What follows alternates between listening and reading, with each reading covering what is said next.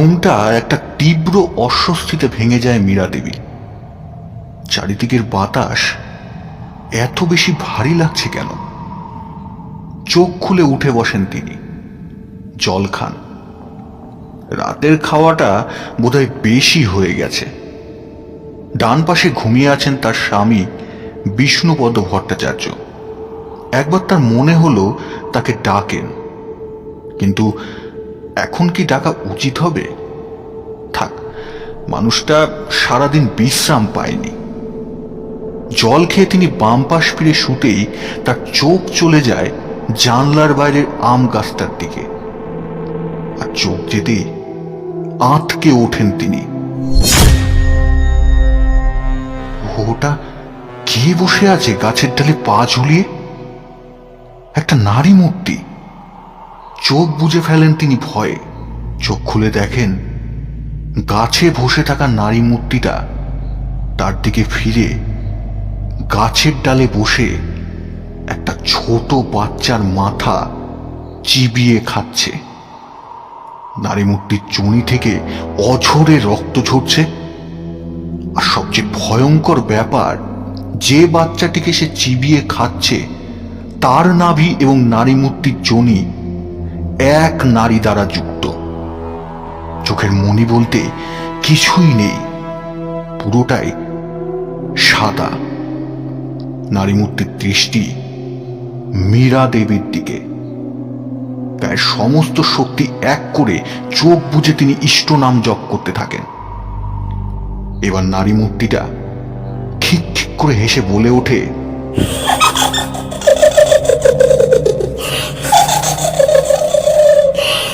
নিশ্চিন্তির শেষ ঘুম, ঘুমিয়ে নাও ছোট বউ, আমি ফিরে এসেছি।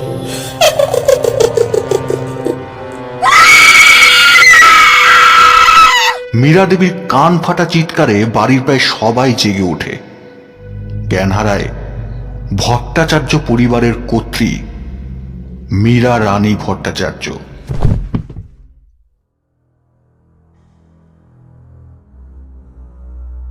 ফ্রাইডে ফান্ডার বিশেষ নিবেদন সুপর্ণা দেবকুশদের লেখা কাহিনী পাঞ্চালী। আজকের গল্পটি প্রাপ্তবয়স্কদের জন্য। গল্পের প্রধান চরিত্রে বাবিন, ফণী, রত্নাবতী, অমরকান্ত, বিষ্ণুপদ, মীরা দেবী, গিরিধারী ও পাঞ্চালী। গল্প পাঠে আমি সুজয়। অন্যান্য চরিত্রে নবনীতা, সৌমদ্বীপ, অরিজিৎ, ইরাবতী, মৌমিতা, শুভঙ্কর, জয়দীপ দত্ত এবং দেব ভট্টাচার্য। শুনছেন সুপর্ণা দেবকুশদের কাহিনী পাঞ্চালী।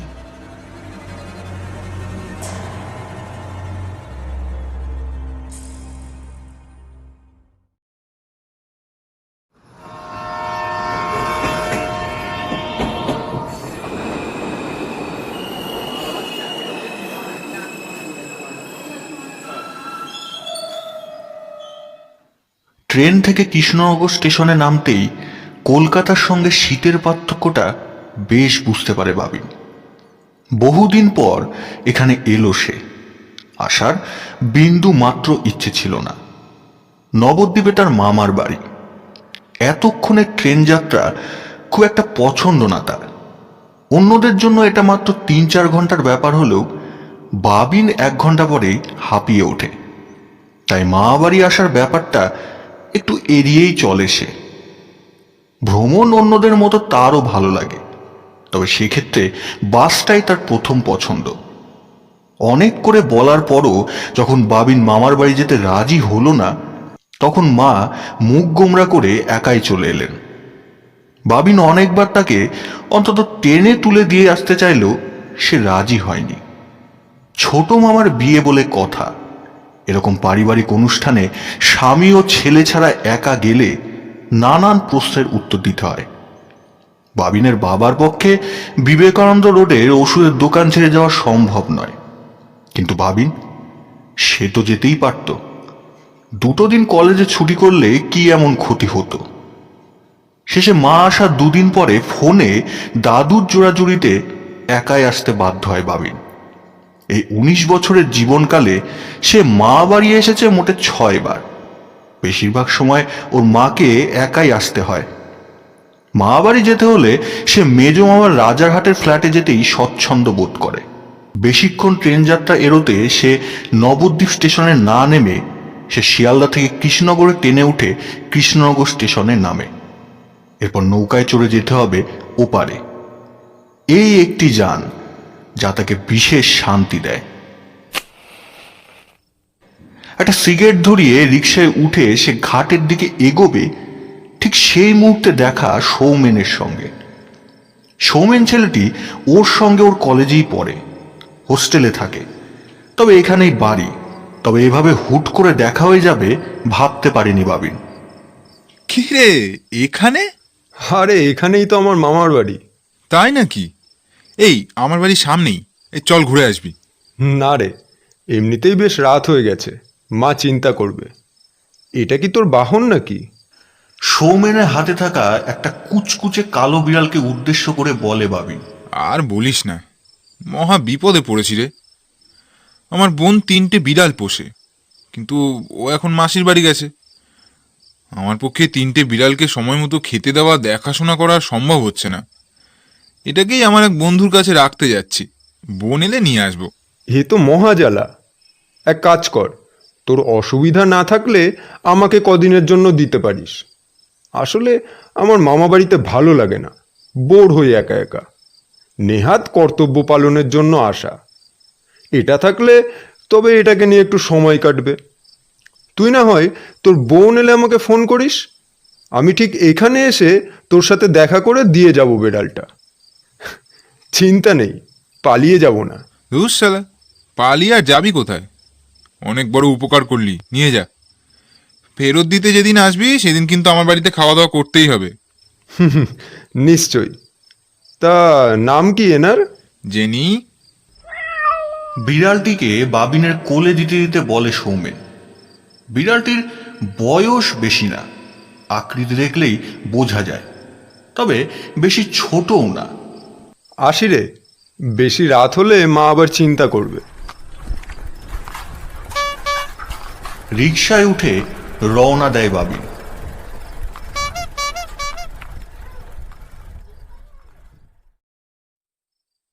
ডিমের ডালনাটা অর্ধেক কামড়ে থালায় রেখে উঠে পড়ল বাবিন। শরীরটা ভালো নেই। একটা রুটি ও ডিমের ডালনা দিয়ে রাতের ডিনার সারল সে। দিদার প্রায় পা ধরে অতিরিক্ত খাবার থেকে রেহাই পেয়েছে। থাকার জন্য দোতলার একটা ঘর মীরা দেবী তার আদরের নাতিকে দিতে চাইলেও সে বেছে নিয়েছে চিলে কোঠার ঘরটা। তার একটা কারণ জেনি।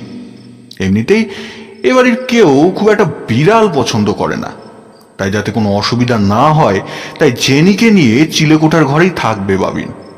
দিদাকে বলে জেনির জন্য একটু মাছ নিয়ে ঘরে এসে জেনিকে সেটা খেতে দিয়ে একটা সিগারেট ধরিয়ে খাটে হেলান দিয়ে বসে সুখ টানে চোখ বোঝে।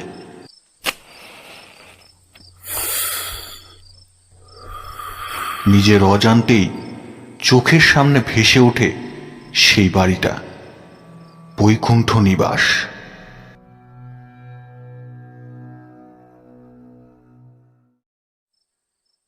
নৌকোয় ঘাট পার হয়ে অটো বা রিক্সা চোখে পড়ে না তার।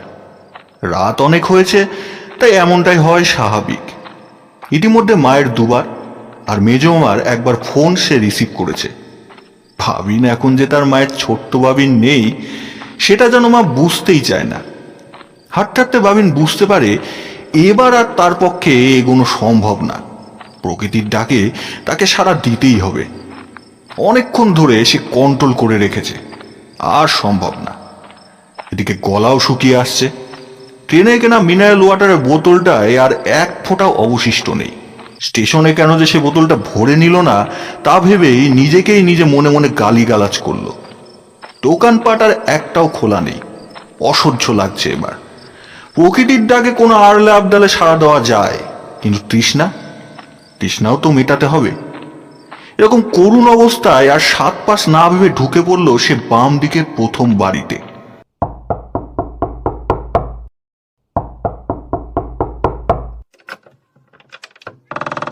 অনেকক্ষণ কড়া নাড়ার পর দরজাটা খুলে গেল। দরজার ওপারে দাঁড়িয়ে আছে বছর 50-এর এক মহিলা, পরনে তাঁতের শাড়ি। সেটা যে বহু যাবৎকাল ব্যবহার করা হচ্ছে তা দেখেই বোঝা যায়। মাথার মাঝে সিথি করে খোপা বাঁধা, শরীরে গয়না বলতে একজোড়া সোনার দুল। বাবিনী সিথির মাঝে লাল রং খোঁজার চেষ্টা করল, না সেটা নেই। বিধবা বা অবিবাহিত হতে পারেন বলে ধরে নিল বাবিন। কৌতূহলী চোখে মহিলা বাবিনের দিকে তাকিয়ে বললেন, আপনি? আমি ডাক নামটা বলতে গিয়েও বাবিন থেমে গিয়ে বলল, আমি বিহান সরকার। আন্টি, আমি কলকাতা থেকে মামাবাড়ি যাচ্ছিলাম। এই সামনেই আমার মামাবাড়ি। আসলে একটু সমস্যায় পড়েছি। আমাকে একটু আপনাদের বাথরুমটা ব্যবহার করতে দেবেন? এত রাত হয়ে গেছে, আর সামনে কোথাও সুলভ শৌচালয় আছে কি না তাও জানি না। বলে মহিলা ভিতরে আসার জন্য দরজা থেকে সরে দাঁড়ায়। এর মধ্যে জেনি বাবিনের কোল থেকে লাফ দিয়ে বাড়ির ভেতরে ঢুকে যায়। শত হোক পরের পোষ্য। বাবিন উদ্বিগ্ন হয়ে জেনির নাম ধরে ডাকতে ডাকতে ওর পিছনে ছুটতে যাচ্ছিল, সেই সময় মহিলাটি বলেন, চিন্তা করো নে খোকা, ওর কিচ্ছুটি হবে নি। তুমি তুমি আমার সঙ্গে এসো, এসো এসো, যাবার সময় ওকে নিয়ে যেও। বাবিন তাকে অনুসরণ করে সামনের দিকে এগিয়ে চলে। বাড়ির ভেতরটায় আলো বড্ড কম। যেটুকু আলো আছে তাতে এত বড় বাড়ির অন্ধকার দূর হওয়ার নয়। বাবিনের মনে প্রশ্ন এলো, আর কি কেউ থাকে না বাড়িটায়? কারোর আওয়াজও তো শোনা যাচ্ছে না। তারপর নিজেই নিজের প্রশ্নের উত্তর দিয়ে ভাবল, হয়তো ঘুমিয়ে পড়েছে। এটা তো আর কলকাতা না যে বেশিরভাগ ছেলেমেয়েরা রাত জেগে ভূত প্রেতের মতো ফেসবুক হোয়াটসঅ্যাপে ঘুরে বেড়াবে। বসার ঘর পেরিয়ে উঠোন, উঠোনের অপর প্রান্তে শৌচালয়। মহিলাটি বাবিনকে পৌঁছে দিয়ে ভেতরের ঘরে চলে গেলেন। বাড়ির ভেতরের বাতাসটা বড্ড বেশি ঠান্ডা আর ভারী। একটা গা ছমছমে ভাবও রয়েছে। অবশ্য সেটা সব পুরনো বাড়িতেই থাকে। শৌচালয় থেকে বেরিয়ে উঠোন পেরিয়ে বসার ঘরে ঢুকেই সে দেখে ঘরে আর কেউ নেই। টেবিলের উপর এক গ্লাস জল রাখা। অদ্ভুত ব্যাপার তো, সে একবারও তার জল তেষ্টার কথা বলেনি। গ্লাসটা তুলে জল খেতে খেতে হঠাৎ তার মাথায় একটা কথা এলো। জলের ব্যাপারটা না হয় আতিথেয়তার খাতিরে করেছে, কিন্তু এত বড় বাড়িতে এই মহিলা একা থাকেন, তবে কি করে এক কথায় একটা অচেনা ছেলেকে ভেতরে আসতে দিল? যা দিনকাল পড়েছে তাতে তো আর কাউকে বিশ্বাস করা যায় না। এসব ভাবতে ভাবতে হঠাৎ ফোনটা বেজে ওঠে। মা কল করছে। ফোনটা কেটে কোনো ক্রমে জলটা শেষ করে সে জেনিকে এদিক সেদিক খুঁজতে থাকে, জেনির নাম ধরে ডেকে। এই যে এদিকে এসো খোকা, এসো। তোমার তোমার বিড়াল রানীটি আমার কাছেই আছে। কথাটা ভেসে আসে মূল দরজার কাছ থেকে। বাবিন দৌড়ে গিয়ে দেখে মহিলাটি দরজার সামনে পা দুটো ছড়িয়ে মেঝেতে বসে মাথাটা দরজায় এলিয়ে জেনিকে কোলে নিয়ে আদর করছে। দৃশ্যটা দেখে বাবিনের বুকটা কেন জানি না ছ্যাত করে উঠল। বাড়িটায় এতই কম আলো যে এদিকে যে উনি বসে আছেন সেটা বাবিন দেখতেই পায়নি। বাবিন কাছে যেতেই মহিলাটি বসে থেকেই বাবিনের দিকে বিড়ালটি এগিয়ে দিয়ে বলল, নে যা, বড্ড খিদে পেয়েছে রে ওর। কথাগুলো বলার সময় মহিলাটির মুখে হালকা হাসির রেখা দেখা গেল, আর তার ফাঁকেই বাবিন দেখতে পেল তার কালচে দাঁতগুলো। একটু ব্যস্ততা দেখিয়ে জেনিকে কোলে নিয়ে এসে বলল, ধন্যবাদ আন্টি, এখন আসি। মা ফোন করছে, আবার দেখা হবে। দেখা? হ্যাঁ, তা হবে বই কি। কথাটা বলেই একটা বাঁকা হাসি খেলে গেল মহিলাটির মুখে। এসব ভাবতে ভাবতে চোখ খুলে হাতে ধরা সিগারেটে একটা টান দিয়ে চিলেকোঠার ঘর থেকে বেরিয়ে ছাদের কোণে এসে দাঁড়ায় সে। হঠাৎ নিচতলা থেকে খুব ক্ষীণ নুপুরের শব্দ ভেসে আসে। এত রাতে কে উঠেছে ঘুম থেকে? নিজেই নিজের প্রশ্নের উত্তর দিয়ে নিজেকে বোঝায় যে বিয়ে বাড়িতে মেয়েরা নুপুর পরবে, এটাই তো স্বাভাবিক। হয়তো কেউ জল খেতে বা বাথরুম যেতে উঠেছে। আওয়াজটা যেন বেড়েই চলেছে। বাথরুমে গেলেও এতক্ষণ তো লাগার কথা নয়। বেশ অনেকক্ষণ হলো। বাবিন এবার সিঁড়ি দিয়ে নিচে নামলো। অদ্ভুত ব্যাপার, এবার শব্দটা যেন আরো দূর থেকে আসছে, ঠিক যেন সদর দরজার কাছ থেকে। বাবিন দরজার কাছে যেতেই আওয়াজটা যেন এবার বাড়ির বাইরের কলা গাছটার কাছ থেকে আসছিল। বাবিন যেন একটা ঘোরের মধ্যে চলছে, পাগলের মতো খুঁজে চলছে শব্দের উৎস। দরজা খুলে সে এবার বাইরে বেরিয়ে আসলো। সে যত এগোচ্ছে নুপুরের আওয়াজটা যেন তার থেকে আরো দূরে এগিয়ে চলেছে। যখন তার ঘোর কাটল তখন সে দেখল সে একটা পুরনো বাড়ির সামনে দাঁড়িয়ে আছে, যার দরজায় লেখা বৈকুণ্ঠ নিবাস। এবার বাবিন একটু ভয় পেয়ে যায়। সে বুঝতে পারে না কেন সে এত রাতে একটা নুপুরের শব্দের পিছু পিছু এত দূর এলো। তাকে এখনই ফিরতে হবে, এই ভেবে সে পিছন ফিরে সামনের দিকে দুপা এগোতেই একটা হিমশীতল হাত এসে তার কাঁধ ছোঁয়। আঁতকে ওঠে সে। বিন্দু বিন্দু ঘাম জমতে শুরু করে কপালে। কাপা কাপা পায়ে পিছন ফেরে সে। আর পিছন ফিরতেই সে যা দেখে তা দেখে সে আবার সেই ঘোরের মধ্যে চলে যায়। এ কি দেখছে সে? তার সামনে দাঁড়িয়ে আছে এক অপরূপা যুবতী। কি অসামান্য রূপ তার! গায়ের বর্ণ কাঁচা হলুদের প্রায় কাছাকাছি। কোনো রকম কৃত্রিম রং ছাড়াই গোলাপি কোমল ঠোঁট। পরনের শাড়িটি কিন্তু আজকালকার মেয়েদের মতো পরিহিত নয়। গা থেকে মিষ্টি চন্দনের গন্ধ আসছে। শরীরের ফাঁক দিয়ে উন্মুক্ত সরু কোমর এবং স্বাভাবিকের চেয়ে একটু বেশি উন্নত স্তনযুগল যেন পাগল করে কাম জাগাচ্ছিল বাবিনের মধ্যে। মেয়েটির শরীরের মিষ্টি গন্ধ উন্মাদনা জাগাচ্ছিল বাবিনের শরীরে। সে তার ডান হাত দিয়ে বাবিনের বাম হাতের তর্জনী ধরে টেনে নিয়ে যেতে লাগলো বৈকুণ্ঠ নিবাসের ভেতরে।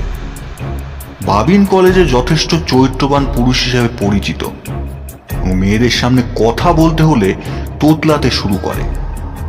কিন্তু এই যুবতীর কাম আহ্বান প্রত্যাখ্যান করতে সে ব্যর্থ। যুবতীর পিছু পিছু গিয়ে সে প্রবেশ করলো একটা ঘরে। বড় একটা সুসজ্জিত পালঙ্ক যেখানে বিরাজমান। তারা প্রবেশ করতেই দরজা বন্ধ হয়ে গেল। তারা মেতে উঠল সঙ্গমের আদিম খেলায়।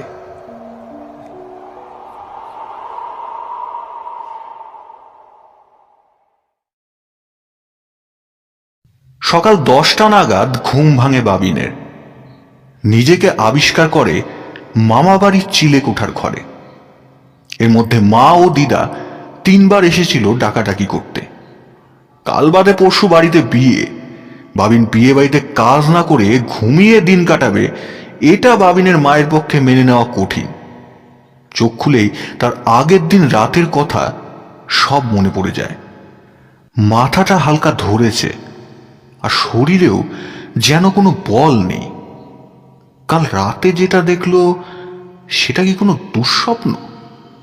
দুঃস্বপ্নই হবে, না হলে সেই ঘরে এলো কি করে? এসব ভাবতে ভাবতে হঠাৎ কোত্থেকে যেন জেনি এসে লাফ দিয়ে পড়ে বাবিনের বুকের ওপর। মুখে রক্ত লেগে আছে দেখে বাবিন ওকে ঠেলে দূরে সরিয়ে দেয়। তারপর চোখ যায় মাটিতে পড়ে থাকা রক্তাক্ত ইঁদুরটার দিকে। হাত ছেড়ে বাঁচে বাবিন। তারপর নিজের কেমন বোকা বোকা লাগে। চিনিকে দেখে এত ভয় কেন পেল? আরে বিড়াল আর ইঁদুরের এই শত্রুতা তো চিরকালের। এবার সে জেনিকে কোলে তুলে আদর করে। তারপর বাথরুমে ঢুকে গায়ে জল ঢালতেই শরীরের বিভিন্ন জায়গায় জ্বালা শুরু হলো। আয়নার সামনে গিয়ে দাঁড়াতেই তার মাথায় যেন আকাশ ভেঙে পড়ল। শরীরে অজস্র নখের দাগ, আঁচড়গুলোর আশেপাশে লাল হয়ে আছে। এছাড়া বাম পায়ের বুড়ো আঙুলটায় অসহ্য যন্ত্রণা হচ্ছে। স্নান সেরে ঘরে এসে ভালো করে লক্ষ্য করে সে দেখে বাম পায়ের আঙুলে একটা বিন্দুর মতো ক্ষতস্থান। সে ক্ষতস্থানটা লাল হয়ে আছে। এর মধ্যে মা ঘরে প্রবেশ করে। রুদ্রমূর্তি ধরে বলেন, তুই কি আমার কোনো কথাই শুনবি না? হ্যাঁ, প্রথমে তো এলি না, এখন এসেছিস যখন নিজের মতো ঘরে মুখ গুজে বসে থাকছিস। হ্যাঁ, দাদু দিদার কথা কি একবারও ভেবে দেখেছিস? নিজের পাটা লুকিয়ে নিয়ে আমতা আমতা করে বাবিন বলে ওঠে, ওফ, তুমি তো জানো আমি খুব একটা কারোর সাথে মিশতে ভালোবাসি না। আমাকে আমার মতো থাকতে দাও তো প্লিজ। রাগে জলখাবারের প্লেটটা চেয়ারে ধপাস করে রেখে মা বেরিয়ে যায়।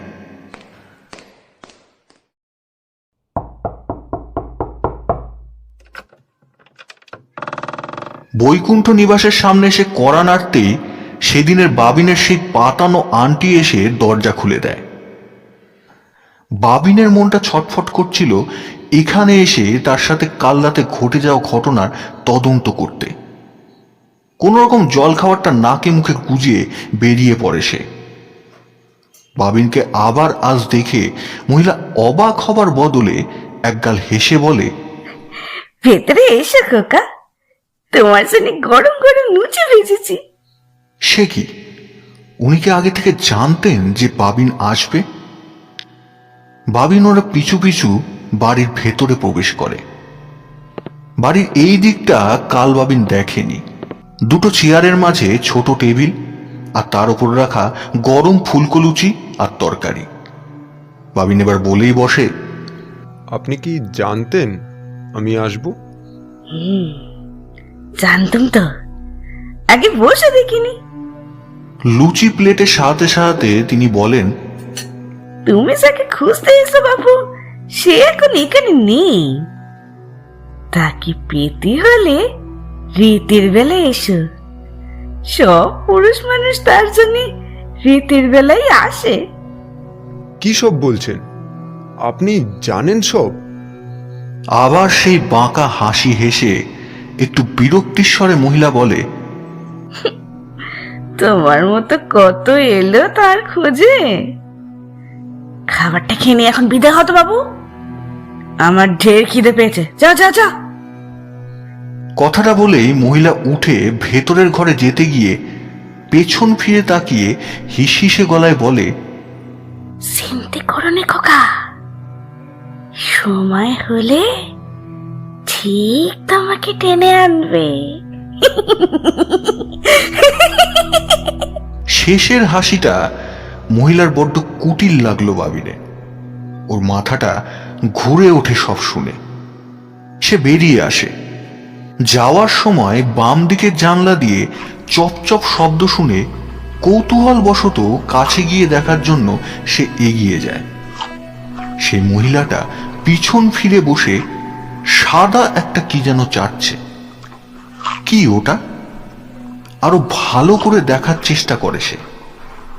তারপর যা দেখল তাতে বাবিনের সকালের খাওয়া জল খাবার বেরিয়ে আসার উপক্রম। কি করছেন উনি? এই মহিলা কি বদ্ধ উন্মাদ? কোনো এক নারীর ব্যবহৃত স্যানিটারি ন্যাপকিনে লেগে থাকা রজস্রাব চেটে খাচ্ছে। বাবিন আর সহ্য করতে না পেরে তার মুখ থেকে শব্দটা বেরিয়ে আসে। সেটা শুনে মহিলা ঘাড় ঘুরিয়ে ফিরে তাকিয়ে হেসে ওঠে। চুল খোলা, দাঁত ও ঠোঁটের পাশে রক্ত মাখামাখি। বাবিন দৌড়ে আসে সেখান থেকে। সে পিছন ফিরে আর একটি বারও তাকায় না। যত শীঘ্র সম্ভব তাকে মামাবাড়ি পৌঁছতে হবে। 22 বছর পূর্বে। হরে কৃষ্ণ কৃষ্ণ কৃষ্ণ হরে হরে। আজকের মতো বাড়ির রাধাকৃষ্ণ সেবা শেষ করে বাড়ির সকলের মধ্যে প্রসাদ বিতরণ করেন গিরিধারী। এক মনে তাকে ডেকে প্রসাদটা খাও গো মা। আমার মন বলছে বোনের বিয়ে এইবার পাকা হবেই, বুঝলে? মায়ের হাতে প্রসাদ দিতে দিতে গিরিধারী বলেন। মা ছেলের সরল মনের কথা শুনে প্রসাদ হাতে নিয়ে 2 হাত জোর করে কপালে ঠেকায়। মীরা দেবী ও বিষ্ণুপদর এই বড় ছেলেটি একটু অন্য রকম। সংসারে তার মন নেই, ভগবানকে নিয়েই ব্যস্ত সে। ফলে পারিবারিক ব্যবসায়ও সে নাক গলায় না। বাড়ির রাধাকৃষ্ণ নিয়ে দিব্যি তার দিন কেটে যায়। অপূর্ব গানের গলা তার। এই বাড়িতে বাৎসরিক কীর্তন হয়। কীর্তন গানে এই গায়ে তার জুড়ি মেলা ভার। ওমা, নগেনদের বাড়ি আজ পুজো, বুঝলে? সেখানে আমাকে একটিবার যেতেই হবে। রাতে ওখানেই খাবো ভোগ প্রসাদ। ফিরতে একটু রাত হলে চিন্তা করো না মা। এই রে, এই দেখো কত দেরি হয়ে গেল। আমি আসি। আয় বাবা, টর্চটা মনে করে সঙ্গে নিয়ে যাস। রাত বিরেতে কোথায় কি থাকে, আর চেষ্টা করিস যেন বেশি রাত না হয়। মায়ের আদেশ পেয়ে বেরিয়ে পড়ে ভট্টাচার্য বংশের বড় ছেলে গিরিধারী ভট্টাচার্য।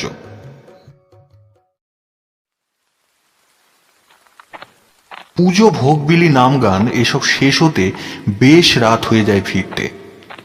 তখন প্রায় 10টা বাজে। গ্রামে 10টা মানে প্রায় বেশিরভাগ লোক ঘুমন্ত। ঘণ্টাখানেক আগে বৃষ্টি নেমেছিল, এখন একটু কমলেও ঝিরঝিরে বৃষ্টি এখনো পড়ছে। বড় রাস্তা দিয়ে যাওয়া যাবে না, ওদিকে বেশি জল জমে। ফলে গিরিধারী অন্য রাস্তা ধরল।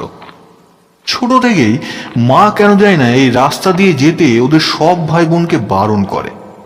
কেন বারণ করে জিজ্ঞেস করলে কোনো উত্তর দেয় না। গিরিধারী মায়ের অবাধ্য ছেলে নয়, তবু আজ নিরুপায় হয়ে সে এই পথই ধরল।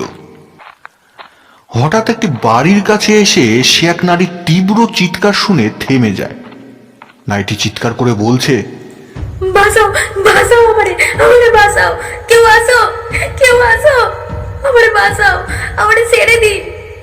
গিরিধারীর মনে নারীর স্থান খুব উঁচু। সে দৌড়ে বাড়িটিতে ঢোকে। বাড়ির বাইরে লেখা বৈকুণ্ঠ নিবাস। বাড়ির সামনে গিয়ে দেখে বাড়ির তালা খোলা। এভাবে বিনা অনুমতিতে কারোর বাড়িতে ঢোকা ঠিক হবে না। তবু সে ঢোকে এটা ভেবে যে যদি কোনো নারী বিপদে পড়ে থাকে।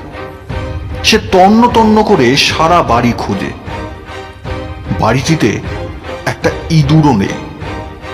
এই বাড়িতে কেউ থাকে না বলেই সে জানত। কোনোদিন অবশ্য সে ঢোকেনি। নিজের মনের ভুল ভেবে সে বেরিয়ে এসে আবার পথ চলতে শুরু করে। কিন্তু সে যদি একবার পিছন ফিরে দেখত, তবে সে টর্চের আলোয় দেখতে পেত একটি নারীর ছায়া তাকে অনুসরণ করে তার পিছু পিছু এগিয়ে চলেছে ভট্টাচার্য বাড়ির দিকে।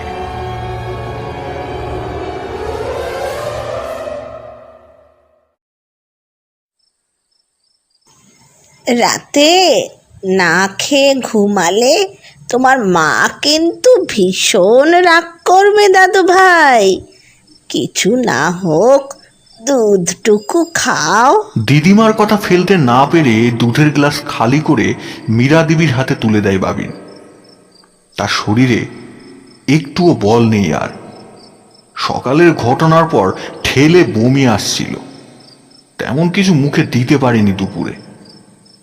কিন্তু এত কিছুর মাঝেও তার মন ছটফট করছে ওই মায়াবী যুবতীর জন্য। আবার কবে দেখা পাবে তার? খালি গ্লাস নিয়ে সিঁড়ি দিয়ে যখন মীরা দেবী নেমে যাচ্ছেন, তখন ওনার মনে হয় কেউ যেন তার পিছু পিছু নিচে নামছে সিঁড়ি দিয়ে। পিছন ফিরে তাকিয়ে কাউকে দেখতে পান না। তিনি আবার সিঁড়ি দিয়ে নামতে শুরু করেন, কিন্তু এবার কেউ যেন একদম তার কানের কাছে মুখ এনে তাকে ফিসফিসে গলায় বলল,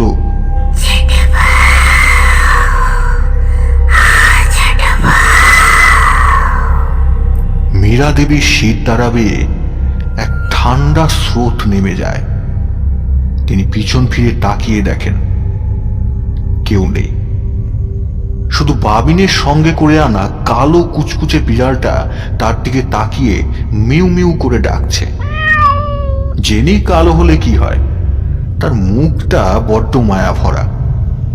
এই দুদিনেই বাড়ির সবাই তাকে ভালোবেসে ফেলেছে, কিন্তু মীরা দেবী জেনির ওই মিষ্টি মুখ দেখেও সেখানে আর এক মুহূর্ত দাঁড়াতে মন চাইল না।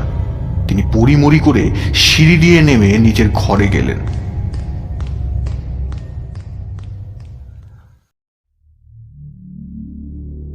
মাঝরাতে চন্দনের মিষ্টি গন্ধে ঘুম ভেঙে যায় বাবিনের, সঙ্গে ক্ষীণ একটা নুপুরের শব্দ। আস্তে আস্তে শব্দ আর গন্ধ দুটোই বেড়ে চলেছে। ঘুটঘুটে অন্ধকারে কিছুক্ষণ পরে একটু চোখ সয়ে এলে সে আবিষ্কার করে এটা তার মা বাড়ি চিলেকোঠার ঘর না, বরং এটা বৈকুণ্ঠ নিবাসের সেই ঘর যেখানে সে আর ওই রমণী কত রাতে লাফ দিয়ে উঠে বসে। সে সঙ্গে সঙ্গে একটা নরম হাতের স্পর্শ অনুভব করে সে তার কাঁধে। পিছন ফিরে দেখে সেই যুবতী দাঁড়িয়ে আছে, ঠোঁটের কোণে হাসি, কিন্তু আজ তার সাজ পোশাক অন্যরকম।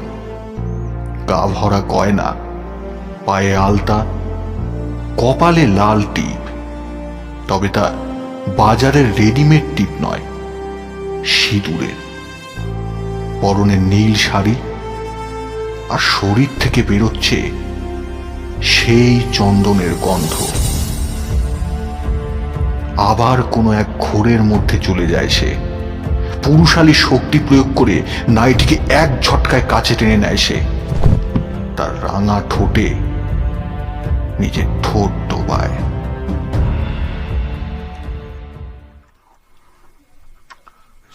মিলনতৃপ্ত বাবিন কখন যেন ঘুমিয়ে পড়েছিল।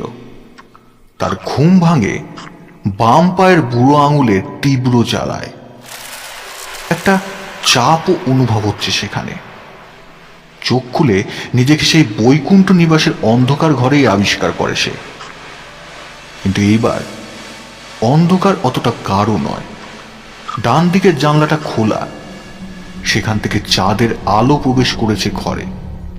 সেই আলোয় বাবিন যা দেখে তা কোনো দুর্বল হৃদয় মানুষের পক্ষে সহ্য করা অসম্ভব।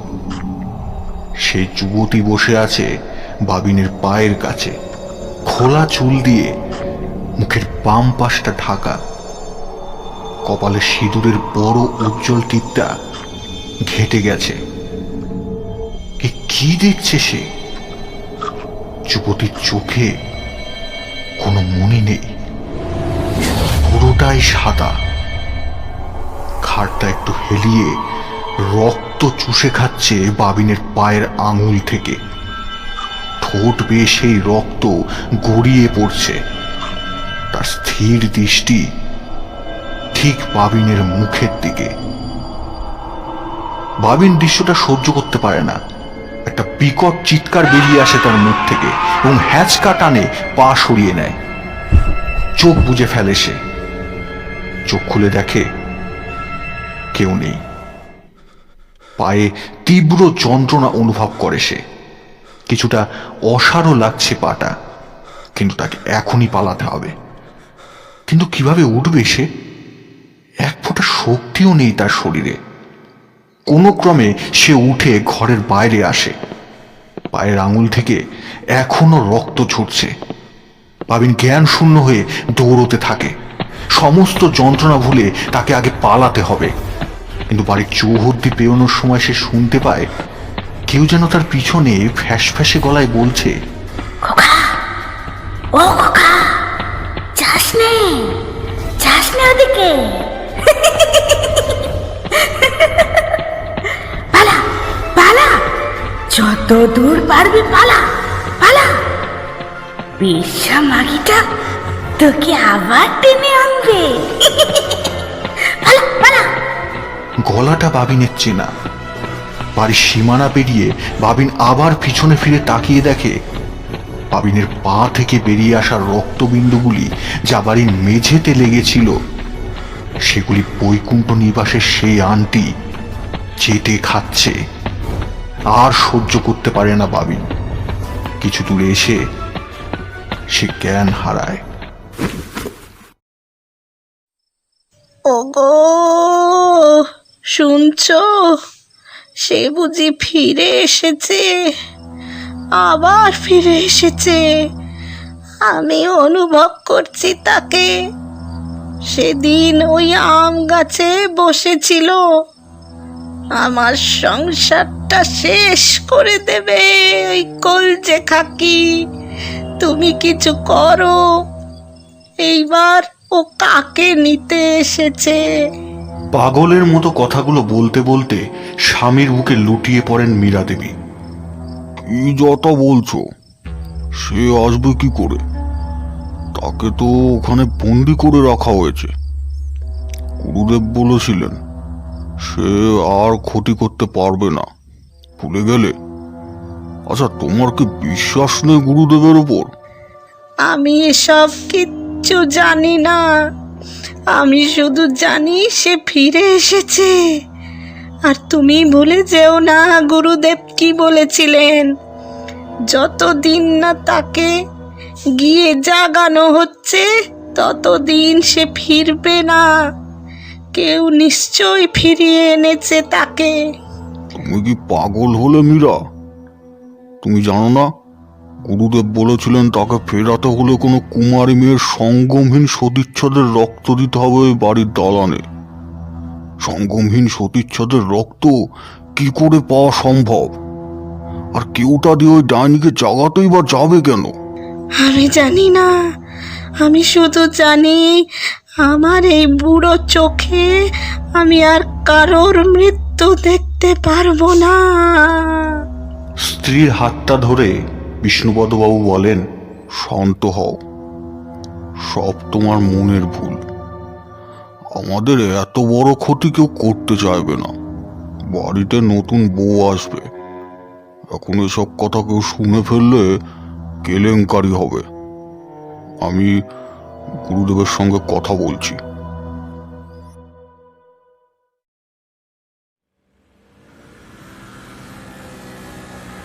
পকেট থেকে 20 টাকা দোকানদারকে দিয়ে একটা জলের বোতল কিনলো বাবি। বড্ড পিপাসা পেয়েছে। মা বাড়িতে ফিরে জলটুকু জোটেনি তার কপালে। কাল রাতের পর যখন আজ ভোরে বাবিনের জ্ঞান ফেরে, তখন তার মুখ ঘাসে গোজা আর বাম পাটা পুকুরের ধারে এমন করে ঝুলছিল যেন আর একটু হলেই পুকুরে গিয়ে পড়বে সে। সারা শরীরে মারাত্মক ব্যথা, আর বাম পাটায় কোনো সার নেই। কোনোভাবে একটা ভ্যান রিক্সা ভাড়া করে সে মামার বাড়ি পৌঁছায়। বাড়ির সদর দরজার কাছে যেতেই সে টের পায় যে এতক্ষণে বাড়ির প্রত্যেকে জেনে গেছে যে সে বাড়িতে ছিল না সারা রাত। বাড়ির উঠোনে 2 মামা, দাদু আর পাড়ার কিছু লোক জটলা করছিল বাবিনকে খুঁজতে বেরোবে বলে। ঠিক সেই মুহূর্তে বাবিনকে বিধ্বস্ত অবস্থায় ঢুকতে দেখে সবাই দ্রুত পায়ে এগিয়ে আসে তার দিকে। মেজমামা একটু কড়া স্বরে বলে ওঠেন, কি পেয়েছোটা কি তুমি? এখানে এসে যা খুশি তাই করবে? এটা তোমার কলকাতা পাওনি। সারা ছিলে কোথায়? আগে জানো ঠিক আছে কিনা। কি ব্যাপার দাদু ভাই, কোথায় ছিলে তুমি? এই দশা হলো কি করে? বাবিনের যদিও কিছু বলার ক্ষমতা ছিল না, তবু কি একটা বলতে যাচ্ছিল সে। এমন সময় দাদু আর মামার আওয়াজ পেয়ে মা এসে কষিয়ে এক চর বসিয়ে দেয় বাবিনের গালে। একবার ভাবলি না তুই? হ্যাঁ, তুই সারা রাত বাড়িতে নেই জানলে আমার কি অবস্থা হবে? শুনে রাখ, তোকে আর এই বিয়েতে থাকতে হবে না। তোর কিছু হলে তোর বাবা আমাকেই বলবে যে আমি ছেলেকে দেখে রাখতে পারিনি। তোকে আসার জন্য জোর করেই ভুল করেছি আমি। তোকে না পেয়ে তোর বাবাকে ফোন করেছিলাম। তোর বাবা এলে আজই কলকাতায় ফিরবি তুই, মনে থাকে যেন। এখানে আসার পর থেকেই তোর ব্যবহার কেমন যেন গোলমেলে লাগছিল আমার। নে, ব্যাগ গোছিয়ে রাখ। কথাগুলো বলেই বাড়ির ভিতরে চলে যায় সবাই। শুধু বাবিনের দিদা নাতির কাঁধে একটা স্নেহভরা হাত রাখে। কিন্তু মায়ের চটটা বেশ জোরেই লেগেছিল বাবিনের। সবার সামনে 19 বছরের ছেলের চর খাওয়াটা নিতান্তই লজ্জার।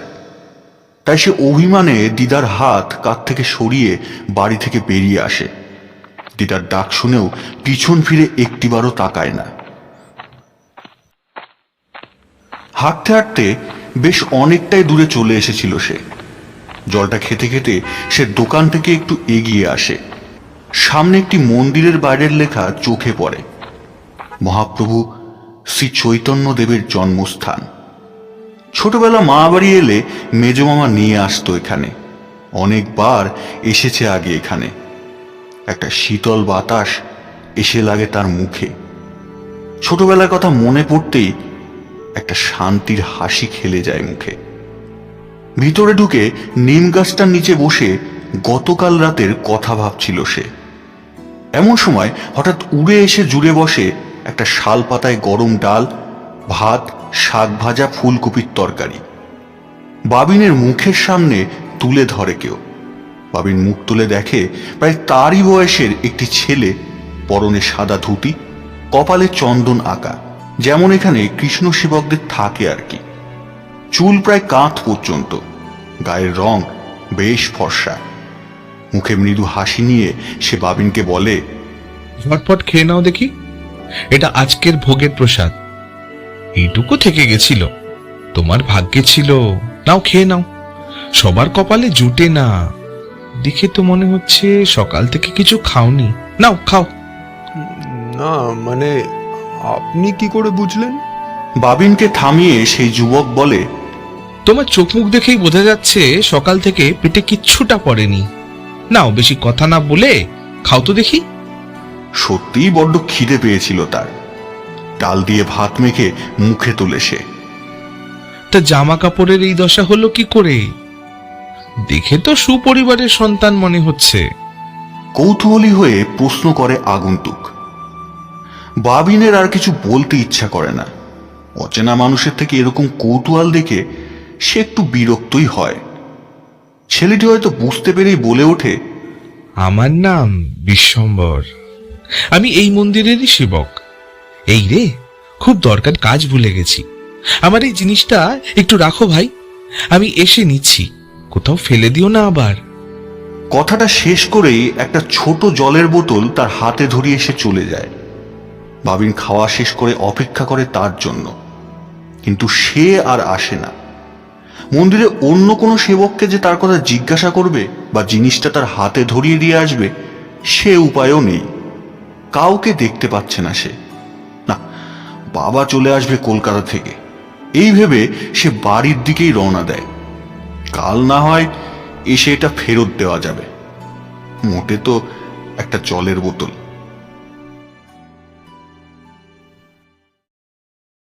পঞ্চামৃতের বাটিটা রামতনুবাবুর বাড়িতে পৌঁছে দিয়ে মন্দিরে যায় ভট্টাচার্য মশাই। রামতনুবাবুর একমাত্র মেয়ে পাঞ্চালী আজ প্রথম রজস্বলা হয়েছে। দেখতে অপরূপা এই কন্যা গরিব রামতনু বাড়িতে যেন এক অভিশাপ। এই রূপ ইতিমধ্যে অনেকের কুনজরে পড়েছে। ভট্টাচার্য মশাই এই গ্রামেরই বড় বাড়ি বৈকুণ্ঠ নিবাসের পুরোহিত। বৈকুণ্ঠ নিবাসের কর্তা অমরকান্ত স্বপ্নাদেশ পেয়ে কৃষ্ণ মন্দির বানান নিজের বাড়ির উঠোনে। অমরকান্ত লোকটি গ্রামের বেশ গণ্যমান্য ব্যক্তি। গরিবদের প্রচুর দান ধ্যান করেন। তার স্ত্রী কাবেরী দেবী গ্রামের মানুষের কাছে সাক্ষাৎ অন্নপূর্ণা। প্রতিদিন দুপুরে প্রায় 50 গরিব দুঃখীকে খাওয়ান তিনি। ভট্টাচার্য মশাইকে মন্দিরে আসতে দেখে অমরকান্তবাবু বললেন, কি ঠাকুরমশাই, আজ এত বিলম্ব করলেন যে? গোবিন্দকে ক্ষুধার্ত রেখে কি এমন রাজকাজ করছিলেন? হ্যাঁ, আগে কর্তা মশাই, রামতনুর বাড়ি গিয়েছিলাম। ওর মেয়ে পাঞ্চালি আজ প্রথম ঋতুমতী হলো।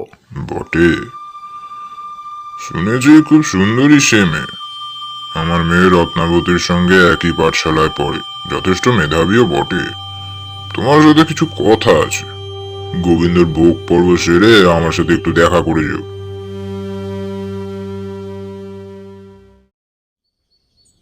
বিনির মা এখনো রাধাকৃষ্ণ ভোগ পায়নি কেন? এত বেলা হলো, বড় খোকা কোথায়? একবার গিয়ে দেখো তো। মীরা দেবীর কথা শুনে বহুদিনের ঝি বিনির মা গিরিধারীর ঘরের দিকে যায়। ও গিন্নিমা, শিগগিরই এসো, দেখে যাও কি কাণ্ড। দরজা খুলে গিরিধারীর অবস্থা দেখে চিৎকার করে বিনির মা। মীরা দেবী দৌড়ে এসে যা দেখেন তা দেখে কোনো মা আর চোখ খোলা রাখতে পারে না। খাটে বড় খোকা গিরিধারী উলঙ্গ হয়ে শুয়ে আছে, মুখ খোলা। তার লিঙ্গ থেকে বেরিয়ে আসা বীর্যে ভরে আছে চাদর। ধর্মপ্রাণ ছেলের এই দশা দেখে জ্ঞান শূন্য হয়ে পড়েন গিন্নিমা। তিনি একটা চাদর চাপা দেয় গিরিধারীর গায়ে। বড় খোকা, এই বড় খোকা, ওঠ। কি হয়েছে তোর?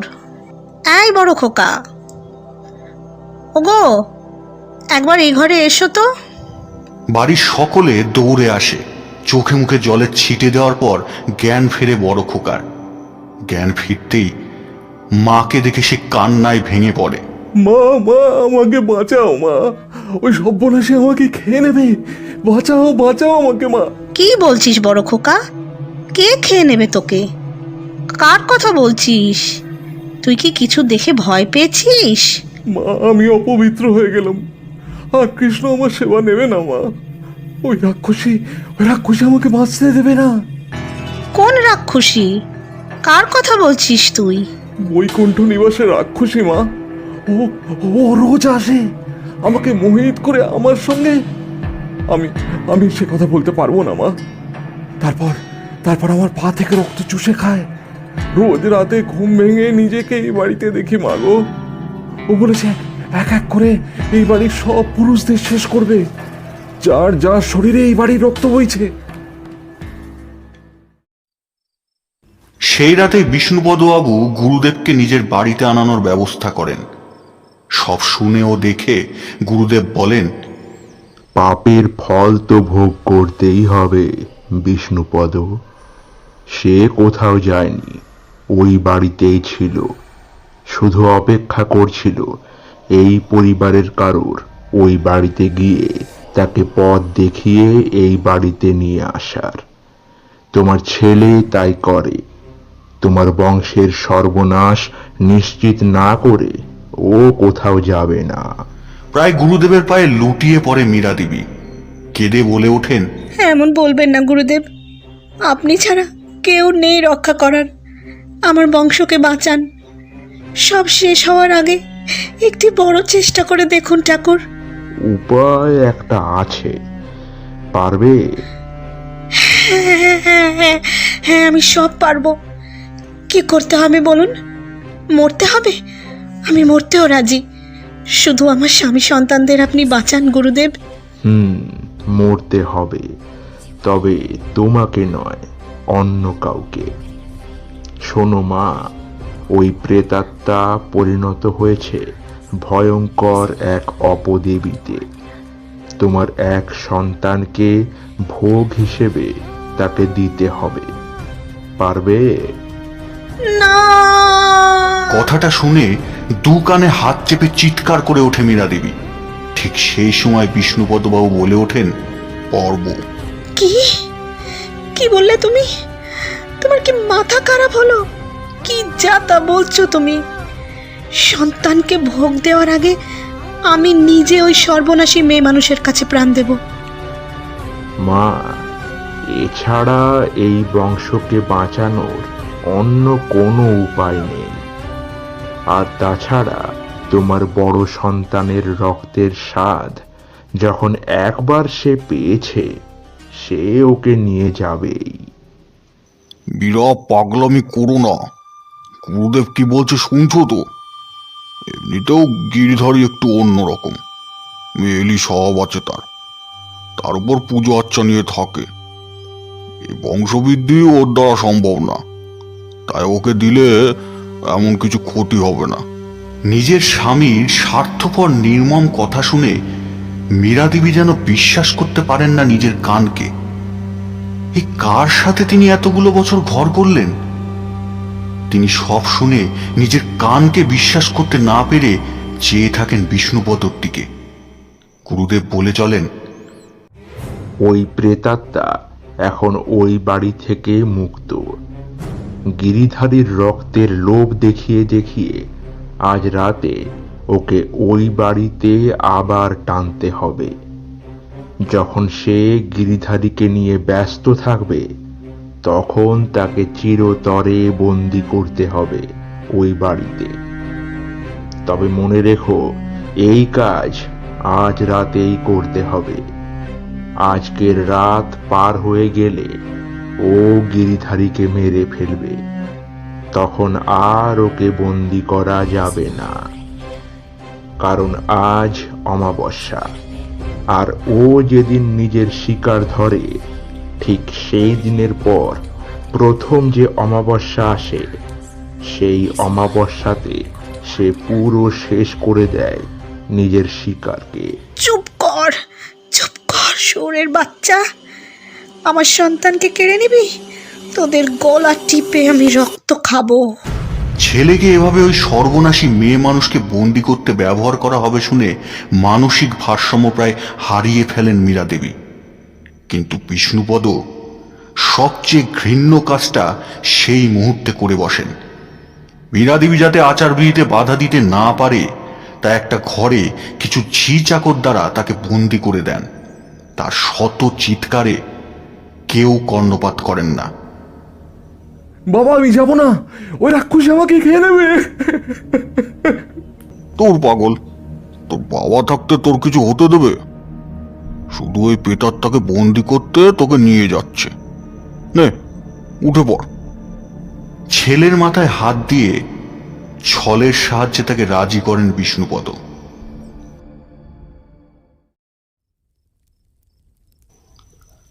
রাত 12টা।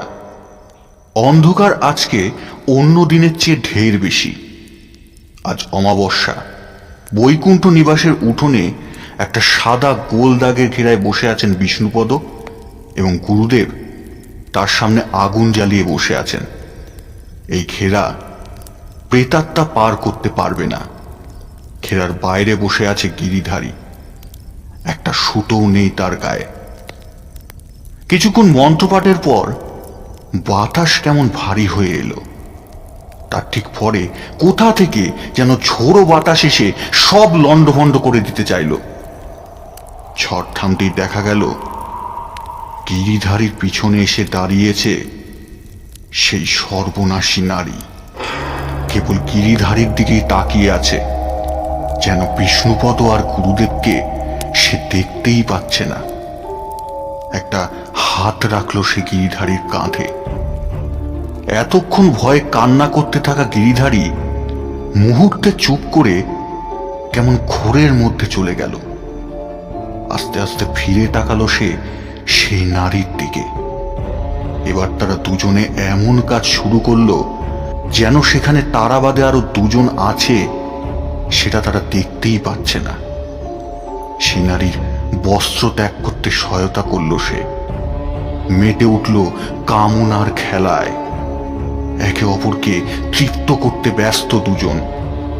এসব দেখে বিষ্ণুপদ যেন নিজের চোখকে বিশ্বাস করতে পারছিল না।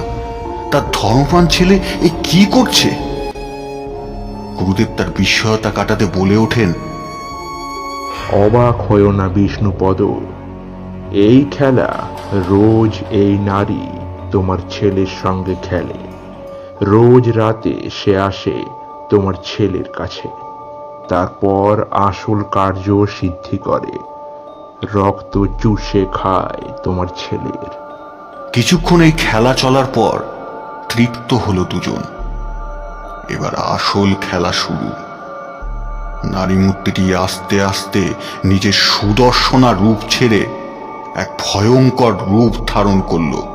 খোলা চুল, গায়ের চামড়ার রং ফ্যাকাশে আর কুচকানো, চোখে কোনো মনি নেই, পুরোটাই সাদা। বিকট অট্টহাসি এসে 4 হাত পায়ে ভর দিয়ে বিকট ভঙ্গিতে গিরিধারীর চুলের মুঠি টেনে ধরে নিয়ে বৈকুণ্ঠ নিবাসের দেওয়াল বেয়ে উপরে উঠতে শুরু করলো। গিরিধারী আকাশ ফাটা চিৎকার বিষ্ণুপদর কান পর্যন্ত গেলেও এক নির্দয় বাবার মনকে স্পর্শ করতে পারল না। ছাদের উপর গিয়ে সে নখ দিয়ে গিরিধারীর মাংস খুবলে খুবলে খেতে শুরু করলো।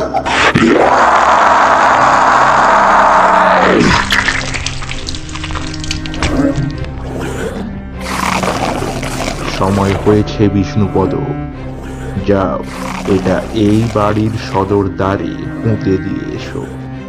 লাল কাপড়ে মোড়া কিছু জিনিস বিষ্ণুপদর হাতে দেন গুরুদেব। বিষ্ণুপদ সেটা পুঁতে দেন। এটা যতদিন এখানে আছে ওই মেয়ে মানুষ আর কারোর ক্ষতি করতে পারবে না।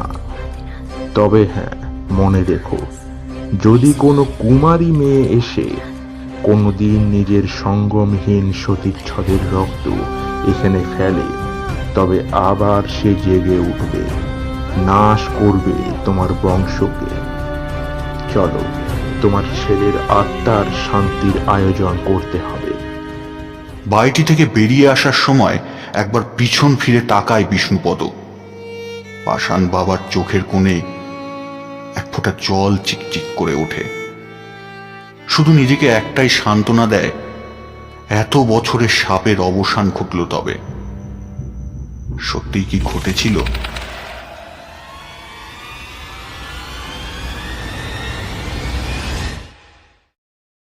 ঘরে ঢুকে বাবিন দেখে বাবা বসে আছে। তাকে পাওয়া যাচ্ছে না শুনেই এসেছেন, কিন্তু এখানে এসে বাবিনের কাণ্ডজ্ঞানহীনতা দেখে রাগ চোখে মুখে ফুটে উঠেছে। বাবিনকে সঙ্গে নিয়ে সেই মুহূর্তেই ফিরতে চাইলেন তিনি, কিন্তু বাবিনের দাদু বিষ্ণুপদর অনুরোধে বিয়ের অনুষ্ঠানটুকু কাটিয়ে যেতে রাজি হন তিনি। জানো তো দাদু ভাই, তোমাকে তো অনেক দিন পর দেখছি।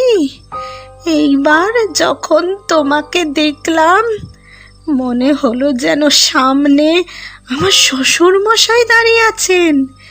তুমি তো দেখনি, পার্থসারথী ভট্টাচার্য ছিলেন সে সময় এই গ্রামের নামকরা ডাক্তার। এই আংটিটা নাও, এটা তোমার বড় মামার আংটি। ভেবেছিলাম আমার বড় নাতি বা নাতনি হবে, তাকে দেব। সেই হিসাবে এটা প্রাপ্য। এটা আমার বড় খোকার বড্ড প্রিয় ছিল, কখনো কাজ ছাড়া করতো না। কিন্তু যেদিন মারা গেল, সেদিন কি যে হলো, এটা ওর ঘরেই পড়েছিল।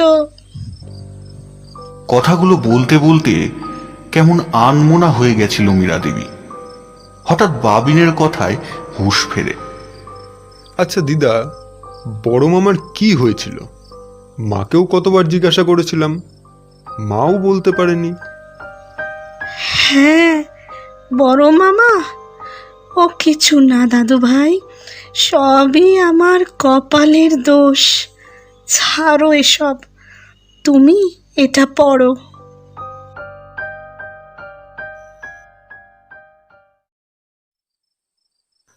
রাত নামতেই বাবিনের মনে ভয়ের সঞ্চার হয়। সারাদিনের ক্লান্তিতে চোখটা লেগে গেছিল বাবিনের। হঠাৎ চড়া চন্দনের গন্ধ নাকে লাগে। তারপর শুনতে পায় কেউ ঘরের বাইরে নূপুর পরে হাঁটাহাঁটি করছে। বাবিন আজ কিছুতেই দরজা খুলবে না।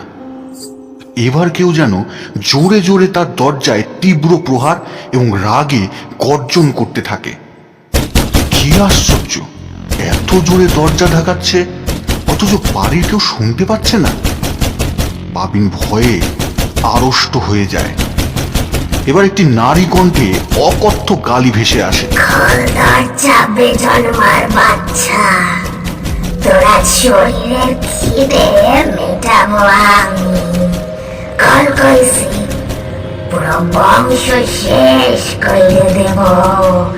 রক্ত চাই আমার, রক্ত। কল কইছি। বাবিন কাঁদতে কাঁদতে কানে হাত চেপে মাটিতে বসে পড়ে। এবার দুম করে খুলে যায় দরজাটা।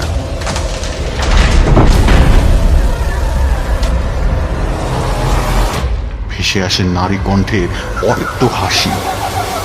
চোখে পড়ে এক নগ্ন নারী মূর্তি। এবার এক পা করে এগিয়ে আসছে সে ঘরের ভেতর। ভাবিন তাকে আর সহ্য করতে পারছে না, আর তার মোহে পা বাড়াতে চায় না, তাই চোখ বন্ধ করে নেয় সে। বেশ কিছুক্ষণ পর সে চোখ খুলে দেখে নারী মূর্তিটি ঘরে না ঢুকে ঘাড় হেলিয়ে বিস্ফারিত মনেহীন সাদা চোখে চেয়ে আছে খাটের পাশে রাখা টেবিলটার দিকে। ওটা কি কি এনেছিস তুই এই ঘরে? হ্যাঁ, এখনই ফেলে দে কইছি, নইলে সর্বনাশ হয়ে যাবে। আমার জীবন শেষ কইরে এখন তুই নিজে বাঁচার চেষ্টা কইরেছিস।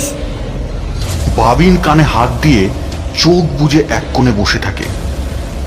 প্রায় বেশ কিছুক্ষণ পর সব শান্ত হয়ে যায়।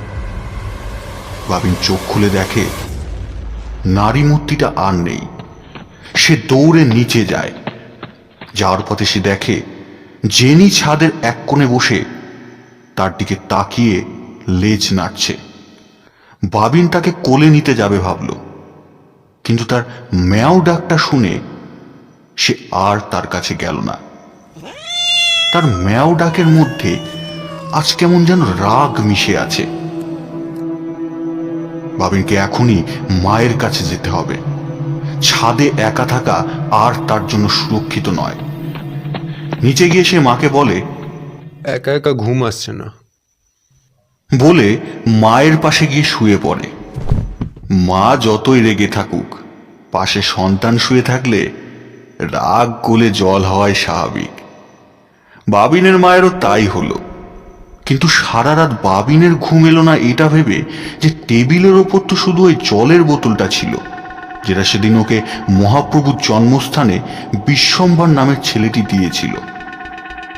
ওটা দেখেই কি ও ভয় পাচ্ছিল? কিন্তু ওটা দেখে ভয় পাবার কি আছে?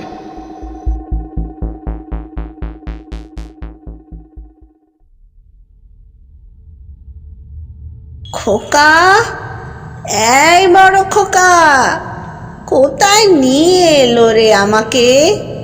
এই ভাত মেখে ভাতের থাল নিয়ে কোথায় কোথায় ছুটি বলতো তোর পিছনে? আয় আয় বাবা, খেয়ে যা। কথাটা শুনে বড় খোকা আসে মায়ের কাছে। দাও, খুব খিদে পেয়েছে। আহ বলে মুখে ভাত নেওয়ার জন্য মুখ খুলতে মীরা দেবী একদলা ভাত তুলে বড় খোকার মুখে দেয়। কিন্তু হাতটা আর তার মুখ থেকে পার করা যায় না। কোথায় বড় খোকা? সামনে যে দাঁড়িয়ে আছে সে সাক্ষাৎ মৃত্যু। সে এক ভয়ঙ্করী নারী মূর্তি। ভাতের দলা সমেত মীরা দেবীর 5টা আঙুলের কিছু অংশ কামড়ে ছিঁড়ে নিয়ে সে মনের সুখে চিবোতে থাকে।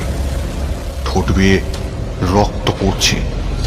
ওদিকে সেই নারী মূর্তি বাম হাতে ধরে আছে গিরিধারীর কাটা মুন্ডুর চুলের মুঠি। না! চিৎকার করে লাফ দিয়ে উঠে বসেন মীরা দেবী। আজীবন এর চেয়ে খারাপ স্বপ্ন তিনি আর দুটি দেখেননি। কি হলো? আবার সেই স্বপ্ন দেখলে তো? এতগুলো বছর হয়ে গেল, তবু তুমি নিজেকে সামলাতে পারলে না মীরা। মীরা দেবীর পাশে বসে তার কাঁধে হাত রাখে মীরা দেবীর স্বামী বিষ্ণুপদবাবু। তাকে সহজ করার চেষ্টা করেন। তাকে আবার শুইয়ে দিয়ে বলেন, ঘুমাও মীরা, বাড়িতে এত বড় অনুষ্ঠান, ঘুমাও। বরাবরই বিষ্ণুপদবাবুর বই পড়ে ঘুমোতে যাওয়ার অভ্যাস। তিনি টেবিল ল্যাম্পটা জ্বালিয়ে বই পড়তে বসেন। খুব মনোযোগ দিয়ে পড়ছিলেন। হঠাৎ কেউ যেন কাঁধের ওপর মুখ রেখে মেহেলি কণ্ঠে ফিসফিসিয়ে বলে ওঠেন,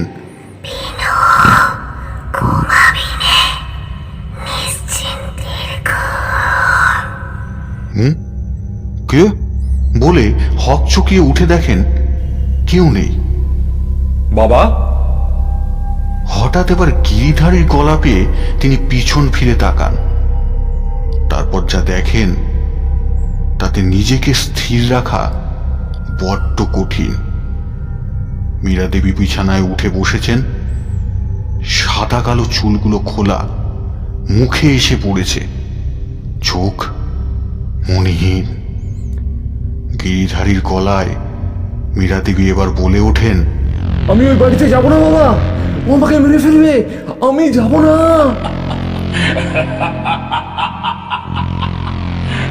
এ যেন গিরিধারী নয়, যেন সাক্ষাৎ শয়তান ভর করেছে আজ মীরা দেবীকে।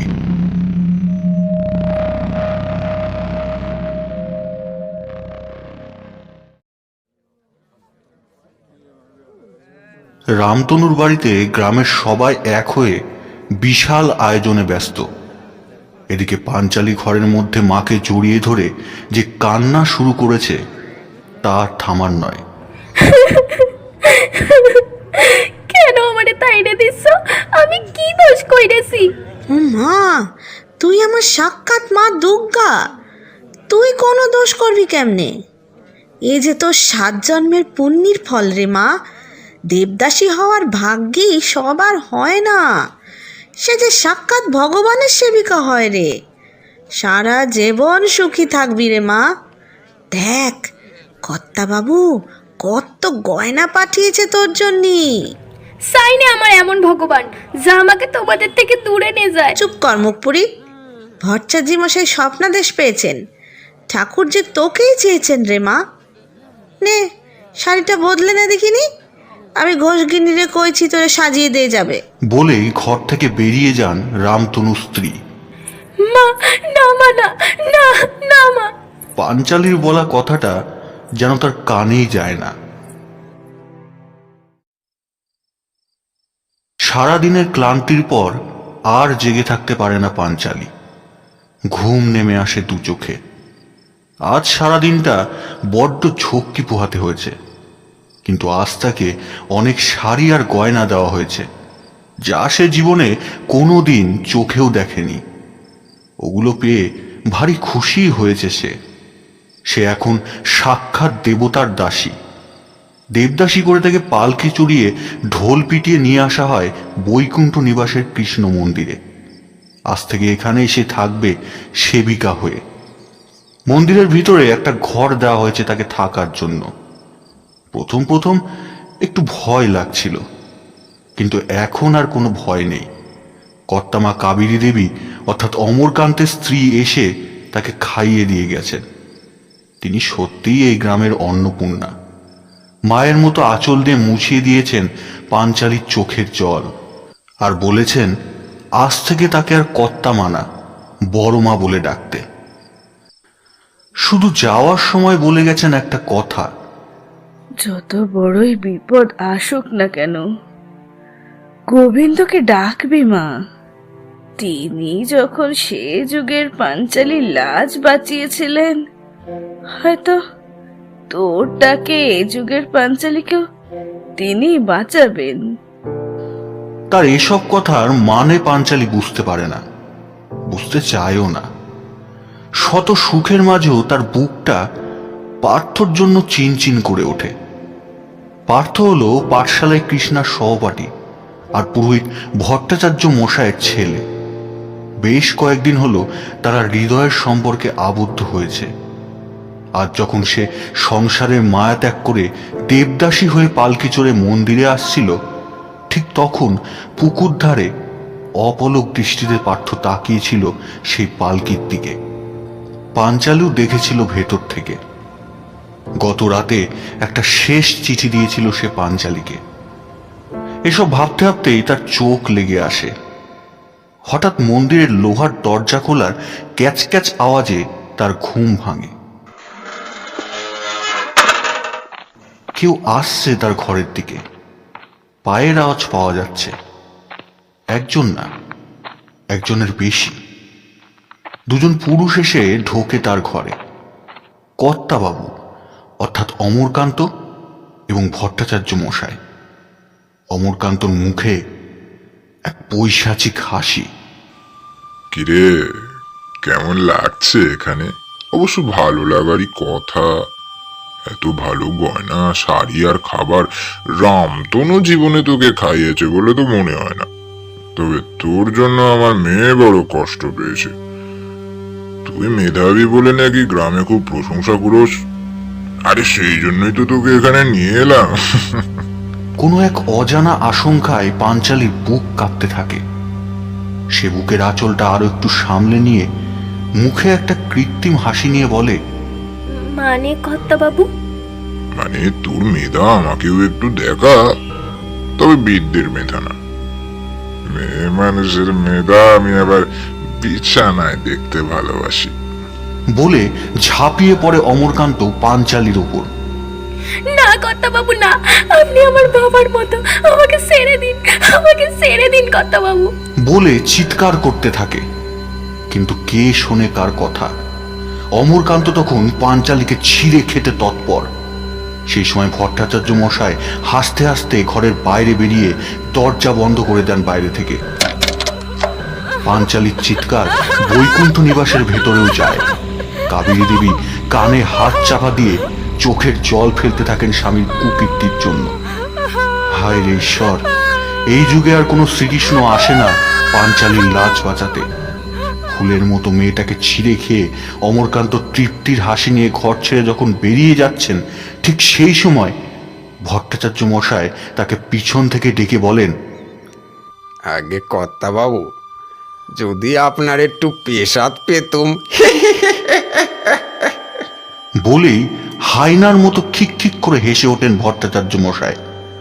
যতই হোক, এসব কিছু তারই তো কারসাজি। সেই তো গ্রামে পাঞ্চালীর দেবদাসী হওয়ার মিথ্যে স্বপ্নাদেশ পাওয়ার কথা রটিয়ে তাকে অমরকান্তের সামনে এনে ফেলেছেন। এবার ঘরে প্রবেশ করে পুরোহিত ভট্টাচার্য মশাই। পার্থর সঙ্গে যদি পাঞ্চালী ঘর বাঁধত, তবে পুরোহিত মশাইকে বাবা বলে ডাকত। আর আজ সেই পুরোহিত মশাইও অসহায় কিশোরীকে চিড়ে খেলেন। আর প্রতিবাদ করার ক্ষমতা ছিল না পাঞ্চালী। তবে তার চিৎকার শুনে আরো একজন এই নির্মম ঘটনার সাক্ষী হতে জানলার সামনে এসে দাঁড়িয়েছিল। আর কেউ নয়, ভট্টাচার্য মশাইয়ের ছেলে পার্থ। তার সেই ঘরে ঢুকে পাঞ্চালীকে বাঁচানোর ক্ষমতা ছিল না। পাঞ্চালীর সঙ্গে তারও দু চোখ বেয়ে জল ধারা ঝরছিল।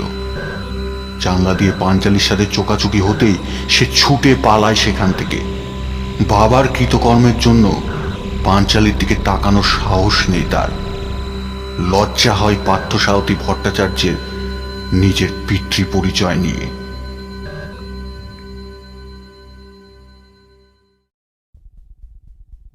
এই নাম তুমি কোথা থেকে জানলে দাদু ভাই? না মানে দাদু, এখানে আসার সময় চোখ পড়েছিল বাড়িটায়। সত্যি বেশ দারুণ। তখনই নামটা খেয়াল করেছিলাম, বৈকুণ্ঠ নিবাস। এত বড় বাড়ি পড়ে পড়ে নষ্ট হচ্ছে। আমাদের কলকাতায় হলে কত কলেজ স্টুডেন্ট ফটোশ্যুট করতে ছুটে আসতো, তাই জানতে মন চাইল। পরে না হয় বন্ধুদের নিয়ে আসা যাবে। বলো না, কেউ থাকে না বাড়িটায়? বিষ্ণুপদ একটু রেগে গিয়ে বলেন, কে থাকে না থাকে সেজন্য তোমার কাজ নেই। তবে ওই বাড়িতে যাওয়া তো দূরের কথা, ওই বাড়ির নামও যেন তোমাকে না নিতে শুনি। হুকুমের সুরে কথাগুলো বলে চলে গেলেন দাদু। বাবির নিরাশ হয়ে সিঁড়ি দিয়ে নামতে যাচ্ছিল। এমন সময় ফণি ওকে ইশারায় ডাকে। ফণি এই গ্রামেরই মেয়ে। ওর মা রান্নার কাজ করে এই বাড়িতে।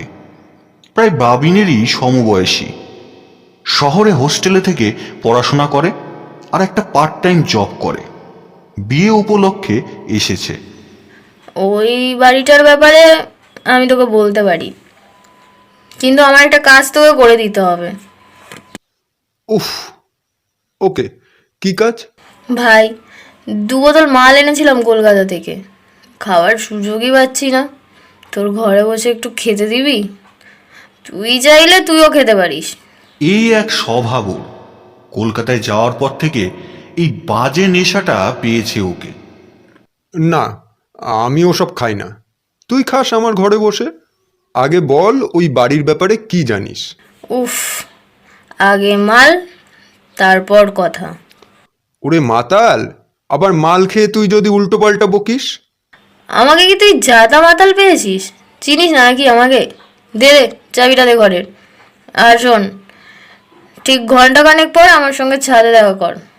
প্রায় ঘন্টাখানেক পর ছাদে ফোনই এলো। ঠিক আছিস তো? এবার প্লিজ দয়া করে বল কি জানিস। আচ্ছা শোন, তোর বাড়ির সঙ্গে ওই বাড়ির একটা নিবিড় সম্পর্ক আছে। আসলে বাবার কাছ থেকেই শুনেছি, পাঞ্চালী নামের এক টিনেজার মেয়েকে দেবদাসী করার অছিলায় ওই বাড়িতে এনে রেপ করা হয় দিনের পর দিন। বহু বছর আগের কথা। আর তুই রাগ করিস না, বাট রেপটা কিন্তু করে বৈকুণ্ঠ নিবাসের মালিক অমরকান্ত দত্ত। ও তোর দাদুর দাদু, মানে ওই বাড়ির পুরোহিত। কি যাতা বলছিস? আমি জানতাম এটাই হবে। মাল খেয়ে শুরু হয়ে গেছে তো তোর মাতলামি। এই তুই যা তো, তোর মতো মাতাল মেয়ে আমি জীবনে দেখিনি। এভাবে সত্যিটা চাপা দেওয়া যায় না বাবিন। আমি শুধু সত্যিটা বলছি, বিশ্বাস অবিশ্বাস তোর ওপর। ফণির কথাগুলো যেন বাবিন আর ফেলতে পারল না। ফণি না থেমে বলে চলল, আমি যা শুনেছি তাই বলছি। তো দাদুর বাবা, অর্থাৎ এই গ্রামের বিখ্যাত ডাক্তার পার্থসারথী ভট্টাচার্যের সঙ্গে ওই পাঞ্চালী নামের মেয়েটির একটা সম্পর্কও ছিল। পাঞ্চালীর জীবনের এই ট্র্যাজেডি স্টার্ট হওয়ার পর বাবার প্রতি ঘৃণায় পার্থসারথী কলকাতায় পিসির বাড়িতে চলে যায় পড়াশোনা করতে। এদিকে পাঞ্চালীর ওপর অত্যাচার চলতে থাকে।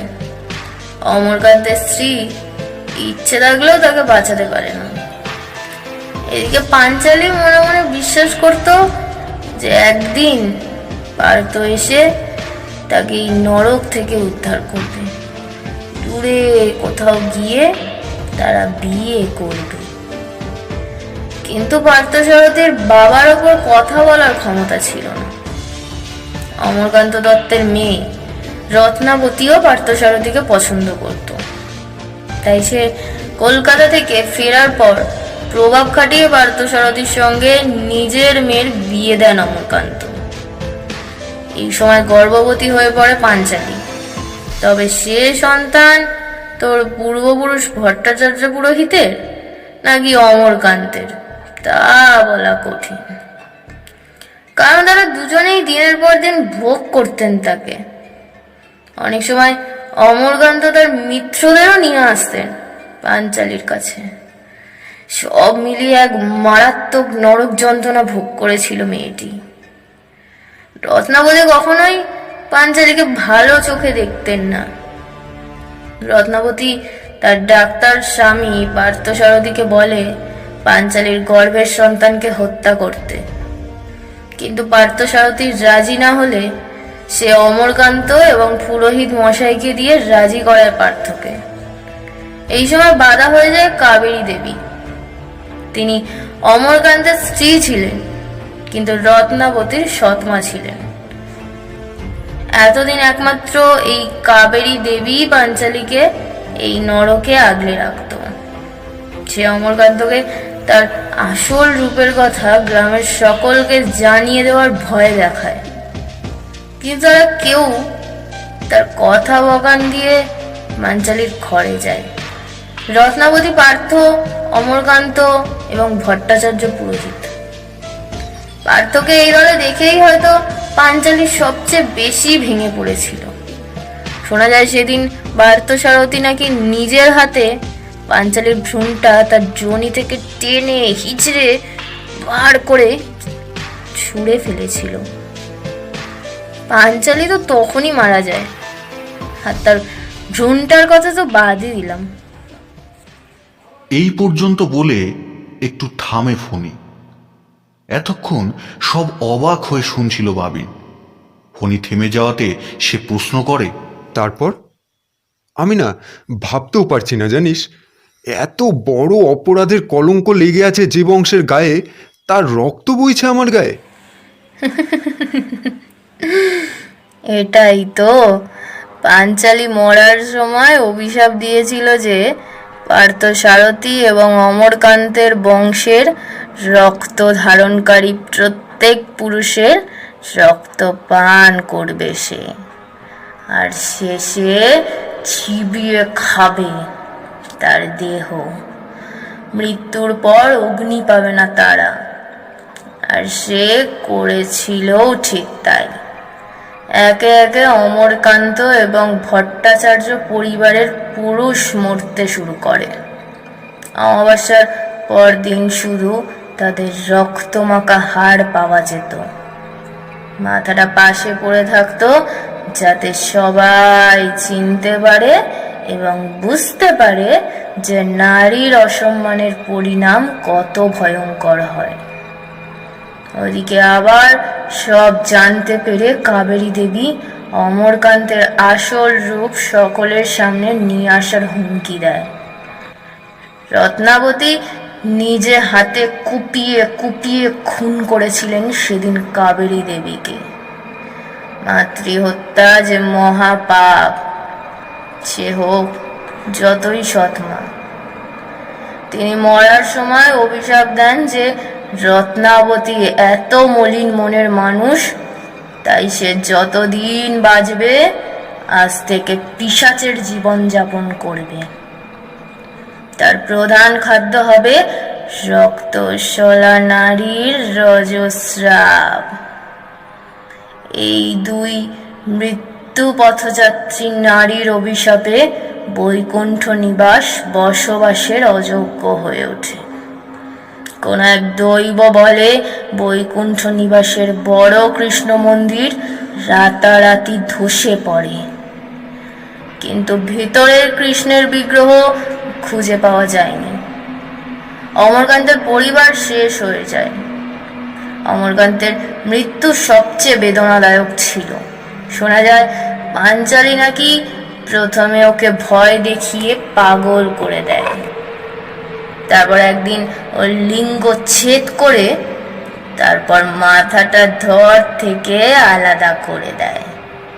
মাথাটা পড়েছিল ঠিক বৈকুণ্ঠ নিবাসের উঠোনে, আর ভট্টাচার্য পরিবারের পুরুষদের পাঞ্চালী কাম জ্বালা জাগিয়ে ওই বাড়িতে টেনে নিয়ে যেত। পার্থসারথী তার স্ত্রীর সঙ্গ ত্যাগ করে চলে আসেন, দ্বিতীয় বিয়ে করেন, কিন্তু পাঞ্চালী তাকে ঠিক টেনে নিয়ে গিয়ে হত্যা করে। তার অনেক আগে হত্যা করেছিল ভট্টাচার্য পুরোহিতকে। রত্নাবতী ওই বাড়িতে একাই থেকে যায়। পাঞ্চালী ওর কোনো ক্ষতি করেনি, আর এটাই ছিল ওর শাস্তি। ও বেঁচে থেকে পিশাচের জীবন যাপন করত। একদিন তার লাশ পাওয়া যায় বৈকুণ্ঠ নিবাসের পিছনের পুকুরে। সব শুনে বাবিন বুঝে যে যাকে সে স্যানিটারি ন্যাপকিনের রক্ত খেতে দেখেছিল সে আর কেউ না, রত্নাবতীর পিশাচ। একটু থেমে ফণি আবার বলতে শুরু করে, পাঞ্চালী তোর বংশের পুরুষদের শৈশবে খুন করে না, সে অপেক্ষা করে পুরুষের যৌবনের। তারপর তোর দাদু এই ব্যাপারটা কাজে লাগায়। তিনি তার মৃত্যু আগত হওয়ার আগেই গুরুদেবকে দিয়ে পাঞ্চালীর আত্মাকে ওই বাড়িতে বন্দি করে দেয়। কিন্তু গুরুদেব বলেন যদি ভট্টাচার্য বাড়ির কেউ ওই বাড়িতে যায় তবে সে আবার মুক্ত হয়ে যাবে, আর হয়ও তাই। তোর বড় মামা যায়, মৃত্যু হয়, কিন্তু গুরুদেব এবার সারা জীবনের জন্য ওই আত্মাকে ওখানে বন্ধ করে দেয়। কেউ না জাগলে সে জাগবে না। মনে কোনো কুমারী নারীর সঙ্গমহীন সতীচ্ছদের রক্ত ওই বাড়ির চৌকাঠে না দিলে সে জাগবে না। আর সঙ্গমহীন সতীচ্ছদের রক্ত কি সম্ভব? তাই এখন আর পাঞ্চালির ভয় নেই। কিন্তু একবার একটা কথা বলতো, তুই এসব কেন জানতে চাইলি? কথাগুলো শুনতে শুনতে বাবিনের চোখেও জল চলে এসেছিল। কিছুটা পাঞ্চালির প্রতি সহানুভূতি, আর কিছুটা পূর্বপুরুষের করা পাপের অনুশোচনায়। বাবিন জানে যে সে ফিরে এসেছে, তাকে আবার জাগিয়ে তোলা হয়েছে, কিন্তু কে তাকে জাগিয়ে তুলল? এই প্রশ্নের উত্তর খুঁজে পায় না বাবিন। কিন্তু এখন নিজেকে সামলাতে বাবিনের একটু সময় দরকার। কিছুদিন পূর্বে চাঁদের আলোয় যতটুকু দেখা যাচ্ছে বৈকুণ্ঠ নিবাসকে, তাতে দেখে বোঝা যাচ্ছে না যে এখানে কোনো সময় মানুষ থাকত। এ যেন সাক্ষাৎ পাতালপুরী। এই অন্ধকারে একটা নারী মূর্তি এগিয়ে আসছে বাড়িটার দিকে। তার হাতে একটা টর্চ এবং কাঁধে সাইড ব্যাগ। খুব দরকারি কাজে এসেছে সে আজ এখানে। এরকম কালো কাজ করার জন্য এরকম কালো অন্ধকার রাতই শ্রেষ্ঠ। সে এসে দাঁড়ায় বৈকুণ্ঠ নিবাসের উঠোনে, মুখে এক শয়তানি হাসি। আস্তে আস্তে খুলে ফেলে নিজের প্যান্ট, পা ছড়িয়ে বসে, হাতে তুলে নেয় এক শক্ত কাঠের দণ্ড। চোয়াল শক্ত করে একটা বড় নিঃশ্বাস নিয়ে ঢুকিয়ে দেয় সেটা নিজের যোনিতে।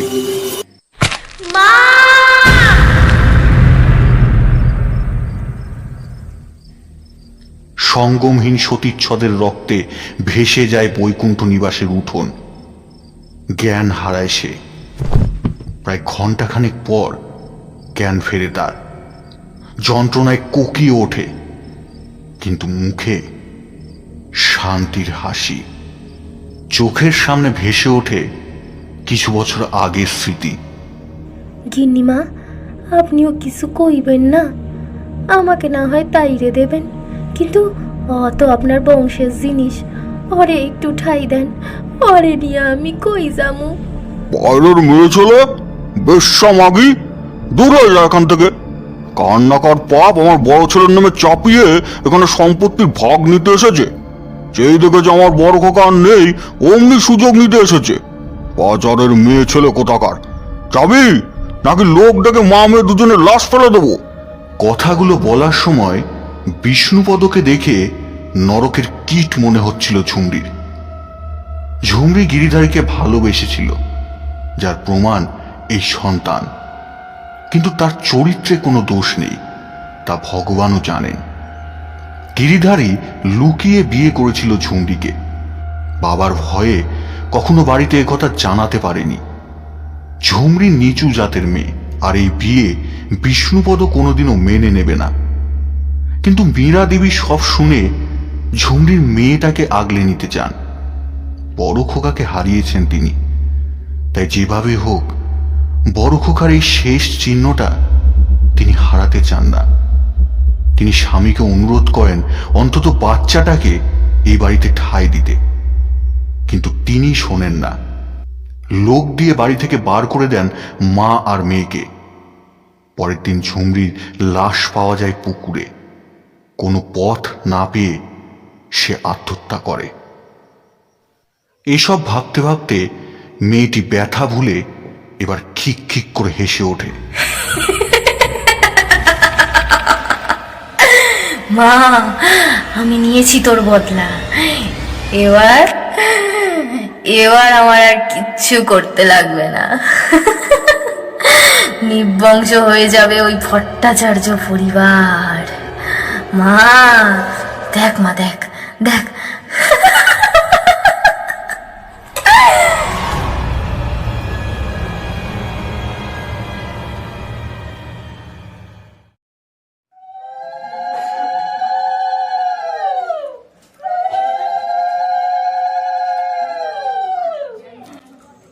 এসো বৌমা, ভিতরে এসো মা। ছেলের বউকে বরণ করে ভিতরে নিয়ে যান মীরা দেবী। যাক, বিয়েটা ভালোই ভালোই মিটেছে, এই বেশি। ঠিক সেই সময় হুট করে কোথা থেকে জেনে এসে বরণডালায় লাফ দিয়ে সেটা হাত থেকে ফেলে দেয়।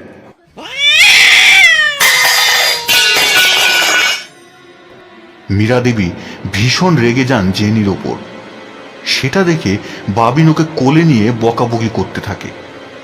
সেই সময় সবাইকে অবাক করে নতুন বউ সেটা বাবিনের থেকে নিয়ে বাবিনের দিকে কটমুটিয়ে তাকায়। তারপর জেনিকে কোলে নিয়ে ভিতরে চলে যায়। বাবিনের একটু অবাক লাগে ঠিকই, কিন্তু এখন আর এসব ভাবার টাইম নেই তার। তাকে তৈরি হতে হবে রাতের জন্য। সে জানে আজ কি করতে হবে। ওই জলটায় এমন কিছু আছে যা দেখে পাঞ্চালি ভয় পায়।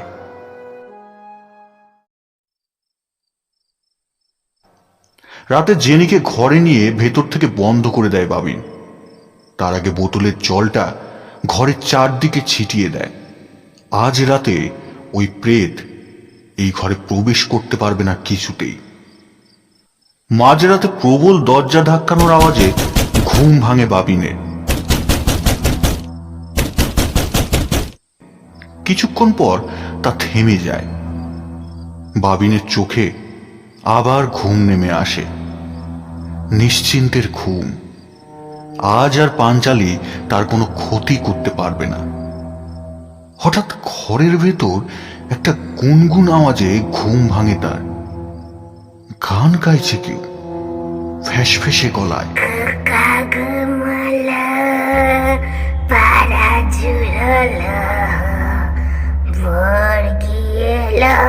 দেশে বল ভুলিতে দান গিয়েছে। হঠাৎ বাবিন চোখ খুলে দেখে অন্ধকার ঘরে একমাত্র আলো দান করছে একটা লাল নাইট ল্যাম্প। সেই লাল আলোর আভায় সে দেখে জেনি বসে আছে খাটের ওপর, তার পায়ের কাছে। কি আশ্চর্য! গানটা তবে কে গাইছিল? বাবিনের আশ্চর্য হওয়া এখনো বাকি ছিল। তার চোখ যায় খাটের পাশের আয়নাটার দিকে। কিন্তু এ কি? জেনির জায়গায় কার প্রতিচ্ছবি দেখা যাচ্ছে আয়নায়? এক মহিলা কোলে একটা রক্তাক্ত শিশুকে নিয়ে পিছন ফিরে বসে আছে। এবার সে চোখ ফিরিয়ে জেনির দিকে তাকাতেই দেখতে পায় সেখানে জেনির বদলে বসে আছে পাঞ্চালি। সেই বিকট রূপ, মনহীন চোখ, কুচকে যাওয়া চামড়া। ফ্যাসফেসে গলায় বলে, মিনিটাকে খুঁজছ বাবু? খেয়ে নিয়েছি ওকে।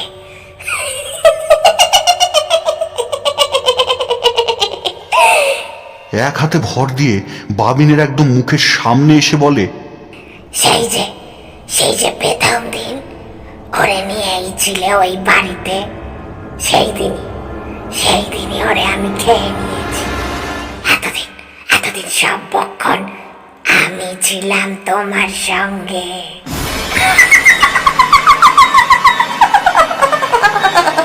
কি সব বলছে ও? জেনি সেই প্রথম দিন, মানে কলকাতা থেকে নেমে বৈকুণ্ঠ নিবাসে ঢুকেছিল যেদিন, সেদিনই শেষ হয়ে গেছিল।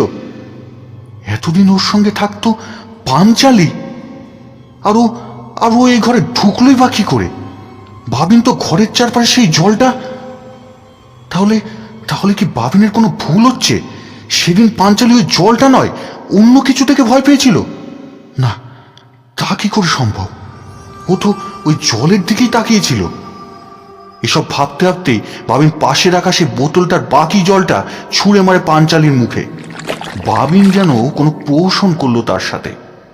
এমন ভাব দেখিয়ে অট্ট হাসিতে ফেটে পড়ল পাঞ্চালি।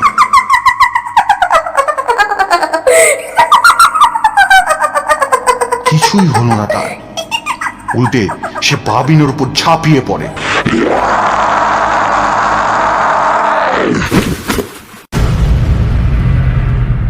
জ্ঞান হারায় বাবিন।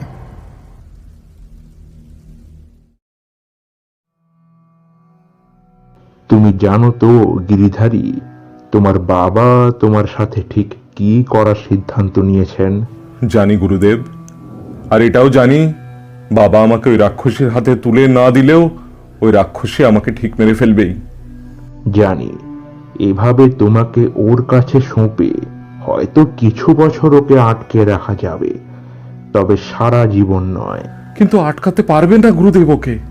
ওকে আটকানোর উপায় তোমাকে আমি বলবো, আর তুমি সেটা লিখে রেখে যাবে তোমারই কোনো উত্তরসূরির জন্য।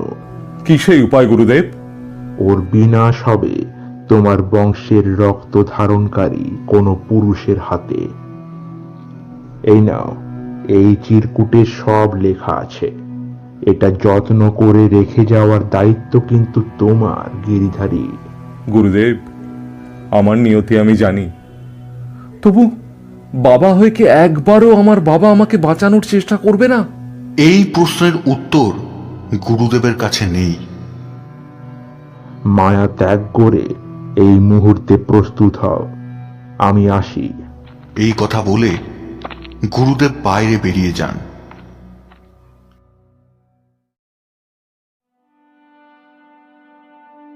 আর পারছে না বাবিন এই অশরীরী নারীর অত্যাচার সহ্য করতে। এর শেষ কোথায়? এর থেকে তো নিজেকেই নিজের শেষ করে দেওয়া ভালো। এসব ভাবতে ভাবতে বাবিন তার মা বাড়ির পিছন দিকে যায়।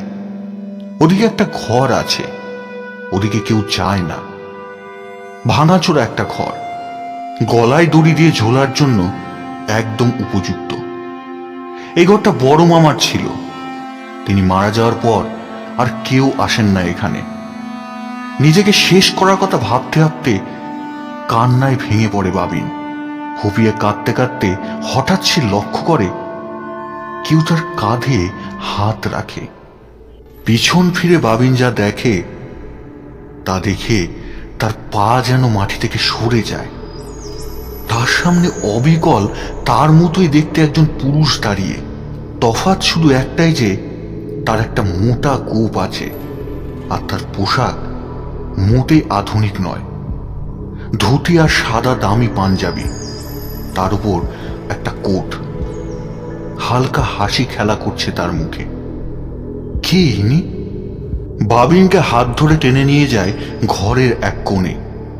সেখানে দাঁড়িয়ে বাবিন দেখে একটা মেয়েকে চারজন মিলে খুব মারধর করছে। চারজন বললে ভুল হবে, তিনজন মারছে আর একজন দাঁড়িয়ে আছে, তার চোখে জল। সে আর কেউ না, এই বাবিনের মতো দেখতে ছেলেটি। আর যে তিনজন মারছে তার মধ্যে একজন মেয়েও আছে। এ কি? কাকে মারছে ওরা? এ তো পাঞ্চালি। এবার ওই তিনজনের মধ্যে পুরোহিতের গেরুয়া পোশাক পরা লোকটি বাবিনের মতো দেখতে ছেলেটিকে বলে, খোকা, এই ভ্রূণ তোকে নষ্ট করতেই হবে। তুই না করলে তোর বাপের সম্মান কি হবে জানিস তো? আর তুই যদি না করিস তবে তোর বোনকেও কিন্তু আমি অমরকান্ত বাবুর কাছে রেখে দিয়ে যাব। না! কথাটা শুনে আঁতকে ওঠে ছেলেটি। বাবিনের বুঝতে আর অসুবিধা হলো না যে এরা কারা। এবার আরেকটি লোক বলে, যেমন তেমন ভাবে না, আমি চাই তুমি নিজের হাতে ওর ভ্রূণটা টেনে বের করো। অনেক হয়ে যায় মেয়ে মানুষকে নিয়ে ঝুঁকি। যা বলছি দ্রুত করো, না হলে এই একই অবস্থা তোমার বোনের হবে। অসহায় ছেলেটি যেন পশু হয়ে ওঠে এসব কথা শুনে। তারপর নিজের হাতে ভ্রূণটাকে, এর পরের ঘটনা বাবিন জানে, তাই কানে হাত দিয়ে চোখ বুজে নেয়। কিছুক্ষণ পর সে চোখ খুলে দেখে কোথাও কিছু নেই। তার সামনে যে এসেছিল সে আর কেউ নয়, তার পূর্বপুরুষ পার্থ সারথী ভট্টাচার্য। সে নিজে এসে দেখিয়ে দিয়ে গেছে মানুষ কতটা নৃশংস হতে পারে, তার সবচেয়ে বড় প্রমাণ এই ভট্টাচার্য বংশ। শুধু তার পায়ের সামনে পড়ে আছে বড় মামার সেই আংটিটা, বেশ বড় আংটিটা, ডিজাইনটা চৌকো বাক্সের মতো। হাতে তুলতেই আংটিটা ছোট্ট বাক্সের মতো খুলে গেল। কই, এতদিন তো সে বুঝতে পারেনি যে এটা আসলে একটা বাক্স, খুব ক্ষুদ্র একটা বাক্স, অদ্ভুত সুন্দর। তার ভিতর থেকে বেরিয়ে এলো একটা চিরকুট। কাগজটা দেখে বোঝা যায় বহু পুরনো। এ কাগজ যে পাবে সে আমারই বংশের রক্তের ধারক, না হলে তার এই কাগজের প্রয়োজন হতো না। আমি জানি সেই পিশাচিনী আবার জেগে উঠেছে, তাই আজ তোমার হাতে এই কাগজ। তুমি যেই হও না কেন, তোমার সব উত্তর পাবে তুমি এই বাড়ির রাধা মাধবের মূর্তির নিচে। খুব ক্ষুদ্র ক্ষুদ্র অক্ষরে এই কথাগুলো লেখা ছিল সেই আংটির থেকে পাওয়া চিরকুটে। সেই মতোই বাবিন এসে হাজির হয়েছে ঠাকুর ঘরে। একসময় তার বড় মামা গিরিধারী ভট্টাচার্য এই ঠাকুর ঘরে বিরাজমান রাধা মাধবের সেবা করতেন, তাই হয়তো সব উত্তর তিনি যত্নে রেখে দিয়ে গেছেন এই ঘরেই। বাবিন ঠাকুর ঘরে ঢুকেই রাধা মাধবের মূর্তিটা তার স্থান থেকে সরানোর চেষ্টা করল, কিন্তু পারল না। এত ভারী মূর্তি তার পক্ষে সরানো সম্ভব না। হঠাৎ পিছন থেকে একটা পুরুষালী আওয়াজ আসে, আমি কিছু সাহায্য করব? বাবিন পিছন ঘুরে তাকাতেই দেখে একজন ধুতি পাঞ্জাবি পরিহিত বৃদ্ধ লোক দাঁড়িয়ে আছেন। বয়স 70 তো পেরিয়েছে বটেই, কিন্তু বয়সের ভার একটু চেহারায় ধরা পড়ছে না। কি পবিত্র তার চাহনি, মুখে হালকা হাসি। বাবিন অবাক হয়ে চেয়ে রইল। নীরবতা ভাঙতে তিনি নিজেই বললেন, চলো দেখি দুজনে মিলে সরাতে পারি কিনা। বাবিন কিছু বলতেও পারল না। বাবিন আর বৃদ্ধ লোকটি মিলে রাধা মাধবের মূর্তি তার জায়গা থেকে সরালো। হঠাৎ করা থেকে বিষ্ণুপদ এসে তাদের চমকে দিয়ে বললেন, আপনি এখানে? আমি আপনাকে বাইরে খুঁজছিলাম। চলুন, সামান্য কিছু মুখে দেবেন, চলুন। ইনি কে দাদু? ওরে, আগে প্রণাম কর। ইনি আমাদের গুরুদেব। এনার জন্যই আমরা আজও ভালো আছি। বাবিন ওনাকে প্রণাম করে। চলুন গুরুদেব। তারা ঠাকুর ঘর থেকে বেরোতেই বাবিনের চোখে পড়ে রাধা মাধবের মূর্তির ঠিক নিচে একটা কাপড়ে ঢাকা বাক্স, আর সেটা খুলতেই বেরিয়ে আসে একটা ডায়েরি। ডায়েরিটা পেয়ে বাবিন রাধা মাধবের মূর্তি যথাস্থানে না রেখে আগে ডায়েরিটা নিয়ে নিজের ঘরে যায়।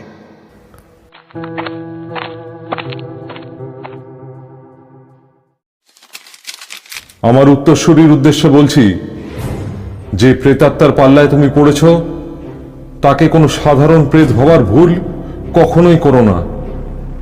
মারাত্মক কষ্ট পেয়ে সে মরেছে, তাই সে পরিণত হয়েছে এক বিদেহী আত্মায়। আমাদের বংশ আমাদের পূর্বপুরুষের করা পাপের ফল ভোগ করছে কয়েক দশক ধরে। তোমার হাত ধরেই এই অভিশাপের এবার শেষ হওয়া খুব প্রয়োজন। এই অভিশাপের জন্য আমাকেও বলি দিতে হবে আমার প্রাণ। তাই গুরুদেবের কথা অনুযায়ী সব লিখে রেখে যাচ্ছি এই ডায়েরিতে, যাতে তুমি রক্ষা করতে পারো এই বংশকে। পাঞ্চালীর আত্মা তখনই শান্তি পাবে যখন তার মৃতদেহ অগ্নি পাবে। ওর মৃতদেহ ওই বাড়িরই কোথাও রাখা আছে। আমার কাছে আর তা খোঁজার সময় নেই, না হলে আমাকে আজ এভাবে প্রাণ দিতে হতো না। তবে হ্যাঁ, এটা মনে রেখো, তাকে মুক্তি দেওয়ার আগে তার মুখে দিতে হবে এই বৈকুণ্ঠ নিবাসের কৃষ্ণমূর্তির স্নান করা জল। সেই বাড়ির মন্দির ধ্বংস হয়ে যাবার পর সেই মূর্তি কেউ কোথাও খুঁজে পায়নি। পাঞ্চালী জীবিত অবস্থায় রোজ সকাল শুরু করত সেই জল পান করে। পাঞ্চালীকে ইহজগতে একমাত্র সেই জল দিয়ে বশ করা সম্ভব। তোমাকে আগে খুঁজে বার করতে হবে সেই মূর্তি। দেরি করো না, তুমি এই ডায়েরি পড়ছো মানে তোমার হাতে সময় খুব কম। এত পর্যন্ত পড়ে বাবিনের মাথায় যেন আকাশ ভেঙে পড়ে। সেই মূর্তিও পাবে কোথায়? সেই জল ছাড়া তো পাঞ্চালীর বিনাশ সম্ভব না। ঠিক তখনই বাবিনের মনে পড়ে আগের দিনের কথা। পাঞ্চালী সেই জলের বোতলটা দেখে ভয় পেয়েছিল। আচ্ছা, ওটাই কি সেই জল? কিন্তু যদি তাই হয়, তবে পরের দিন রাতে পাঞ্চালী ওই জলটাকে ভয় পেল না কেন? কেউ কি তবে বদলে দিয়েছিল সেই জলটা? তার মানে এই বাড়িতেই এমন কেউ আছে যে চায় না এই বাড়ি এই অভিশাপ থেকে মুক্তি পাক। কিন্তু কি? আগে এখনই গুরুদেবের সঙ্গে দেখা করতে হবে। এই ডায়েরিতে পাঞ্চালীর অভিশাপ নাশের যে বিধান দেওয়া আছে সেটা গুরুদেবেরই দেওয়া। বড় মামা শুধু সেটা সংরক্ষণ করে গেছেন।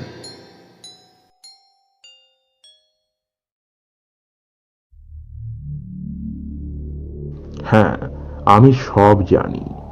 আমাকে তোমার দাদু ডেকে আনে, কারণ তারাও পাঞ্চালীর উপস্থিতি অনুভব করছে। শোনো বাবিন, পাঞ্চালী নিজে থেকে জাগেনি, কেউ তাকে জাগিয়েছে।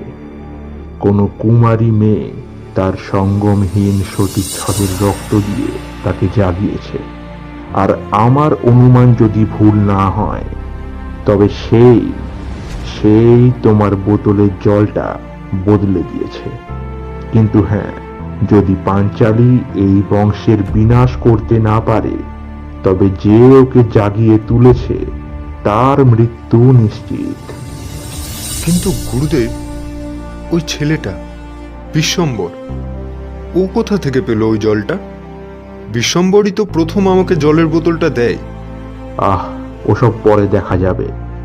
আগে কৃষ্ণ মূর্তিটা খুঁজে বের করতে হবে। এখন দিনের আলো আছে, দিনের আলোয় বিদেহী আত্মার শক্তি কিছুটা কমে। এই মুহূর্তে আমাদের ওই বাড়িতে গিয়ে কৃষ্ণ মূর্তিটা খুঁজে বের করতে হবে। চলো।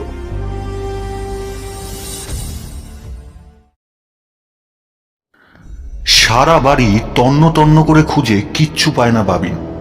হঠাৎ উঠোনের দিকে ঝোপের ওপর হোঁচট খেয়ে পড়ে বাবিন। উঠে দাঁড়িয়ে মাটিতে চোখ পড়তেই ভালো করে খুঁটিয়ে দেখে সে কিছু একটা গাথা রয়েছে সেখানে। গুরুদেবের নির্দেশে সে সেই জায়গা খুঁড়তে শুরু করে, আর রাধা মাধবের আশীর্বাদে সেখান থেকে বেরিয়ে আসে এক পিতলের কৃষ্ণ মূর্তি। গুরুদেব রাধা মাধবও আমাদের সঙ্গে আছেন। আর কোনো ভয় নেই, আমাদের বিধি শুরু করতে হবে।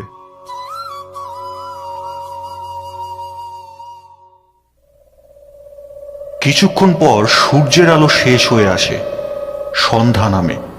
পেঁচার ডাকের সঙ্গে কোথাও একটা শেয়ালও ডেকে ওঠে। এই নাও সেই জল, এবার পাঞ্চালীর দেহটা খুঁজতে হবে।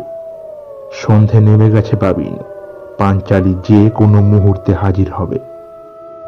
কোথাও খুঁজতে হবে না গুরুদেব, আমার মন বলছে যেখানে কৃষ্ণের মূর্তি ছিল সেখানে আর একটু গভীর করে খুঁড়লেই পাবো পাঞ্চালীর দেহ। কারণ এখানেই ছিল সেই মন্দির, যার একটি কক্ষে দিনের পর দিন পাঞ্চালীর ওপর নরকের কীটগুলো অত্যাচার করেছে। কথাটা শেষ করেই বাবিন জায়গাটা আবার খুঁড়তে শুরু করে। বেশ খানিকটা খোঁড়ার পর সেখান থেকে বেরিয়ে আসে একটা কঙ্কাল। আর ঠিক সেই মুহূর্তেই গুরুদেবের মাথাটা থর থেকে আলাদা হয়ে বাবিনের পায়ের সামনে গড়িয়ে আসে। কিছু বোঝার আগেই বাবিন সামনে তাকিয়ে দেখে পাঞ্চালী গুরুদেবের গলা থেকে বেরিয়ে আসা রক্ত চুষে খাচ্ছে, আর তার সাদা মনহীন চোখ এক রাশ ঘৃণা নিয়ে চেয়ে আছে বাবিনের দিকে। বাবিন এই দৃশ্য দেখে আকাশ ফাটা এক চিৎকার করে বসে। বাবিনের হাতে থাকা কৃষ্ণের স্নান করা জল ঢেলে দেয় পাঞ্চালীর কঙ্কালের মুখে। কিন্তু আগুন দেওয়া এখনো বাকি। তার আগেই পাঞ্চালী গুরুদেবের থর ছুঁড়ে ফেলে বাবিনের ওপর ঝাঁপিয়ে পড়ে। কামড়ে বাবিনের শরীর থেকে একদলা মাংস ছিঁড়ে চিবোতে শুরু করে সে। সারা মুখ রক্তে লাল হয়ে ওঠে পাঞ্চালীর। বাবিন যন্ত্রণায় প্রায় জ্ঞানহীন হয়ে পড়ে। সে বুঝতে পারে মৃত্যু আগত, কিন্তু হঠাৎ তাকে অবাক করে পাঞ্চালী কান ফাটা চিৎকার করে উঠে বাবিনের ওপর থেকে সরে যায়। বাবিন উঠে বসে দেখে দাউ দাউ করে জ্বলছে পাঞ্চালীর কঙ্কাল, আর আগুনের ওপারে দাঁড়িয়ে আছে বাবিনের মতো দেখতে একটি ছেলে। বাবিনের পূর্বপুরুষ পার্থ সারথী ভট্টাচার্য। হাসছেন তিনি। আজ তার বংশ মুক্তি পেল এক অভিশাপ থেকে। তাকে দিয়ে জোর করে যে পাপ করানো হয়েছিল তার থেকেও আজ মুক্তির দিন। সেই সময় সেই অগ্নি থেকে বেরিয়ে এলো পাঞ্চালী। না, অপদেবী পাঞ্চালী নয়, অপরূপ সুন্দরী পাঞ্চালী। তার কোলে একটি শিশু। পাঞ্চালীর মুখে আজ হাসি, তবে সেটা কষ্টের নয়, শান্তির হাসি। পার্থর হাত ধরে এগিয়ে চলল সে মুক্তির দিকে। পাঞ্চালী আজ পার্থকে ক্ষমা করল, না হলে যে সংসারে মায়া কাটিয়ে তার মুক্তি সম্ভব ছিল না।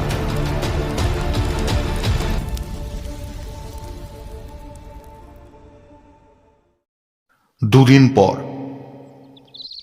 এই বাবিন, বাবিন, জানিস কাল নাকি ফোনে আত্মহত্যা করেছে। চল চল চল, ওদের বাড়ি যেতে হবে একবার। কি জানি ওর মায়ের এখন কি অবস্থা হচ্ছে। চ। কথাটা শুনে একটা ঠান্ডা স্রোত বয়ে যায় বাবিনের শীত দাঁড়াবে। ফণিদের বাড়িতে গিয়ে বাবিনের মা ফণির মাকে সান্ত্বনা দেয়, সামলানোর চেষ্টা করে। বাবিনের মনে তখন চলছে অন্য প্রশ্ন। সে যে ফণির মৃত্যুতে কষ্ট পায়নি তা নয়, কিন্তু তাকে তার প্রশ্নের উত্তর পেতেই হবে। সে ফণির ঘরে গিয়ে তার বই খাতা ঘাঁটতে থাকে। ফণির ঘরে জানলার কাছে একটা ছোট্ট টবে কিছু চারা গাছ পোতা। সেই টবের মধ্যে সে একটা বোতল দেখতে পায়। বোতলটা এমনভাবে পোতা যাতে কারো নজর না যায়, কিন্তু বাবিনের নজর ওটাতেই আগে যায়, কারণ সে বোতলটা চেনে। এই বোতলটাই বিশ্বম্ভর ওকে দিয়েছিল। বোতলটা টেনে বের করতেই সে দেখে বোতলে একটা কাগজ ভরা। কাগজটা বার করতে সে দেখে তাতে লেখা, আমি জানি কাগজটা তুই পাবি, কারণ বোতলটা তোর চোখকে ফাঁকি দিতে পারবে না। আমার হাতে সময় কম। পাঞ্চালী মুক্তি তো পেয়েছে, কিন্তু আমার মৃত্যুও নিশ্চিত। না হলে আমি পাগল হয়ে যাব। তাই নিজের পাপ এই চিঠিতে স্বীকার করে যাচ্ছি। সেদিন তোর ঘরে ঢুকে নেশা করার অছিলায় আমি এই বোতলটা বদলে দিয়েছিলাম, কারণ পাঞ্চালী আমাকে বলেছিল যে ও তোর ঘরে ঢুকতে পারছে না ওই পবিত্র জলের জন্য। হ্যাঁ, আমি পাঞ্চালীকে জাগিয়ে তুলেছিলাম। আমি তোর বড় মামার একমাত্র মেয়ে। আমার মা নিচু জাতের বলে তোর দাদু কোনোদিন আমাদের ওই বাড়িতে ঠাঁই দেয়নি, যার জন্য আমার মাকে মরতে হয়। তখন তোর দিদা আমাকে তুলে দেয় তোদের বাড়ির গৃহকর্মীর হাতে। সে আমার বর্তমান মা। প্রতিশোধের আগুন আমার মনেও জ্বলছিল, তাই আমি পাঞ্চালীর সঙ্গে নিজের প্রতিশোধের আগুন মিলিয়ে সব জ্বালাতে চেয়েছিলাম। পারলে ক্ষমা করে দিস।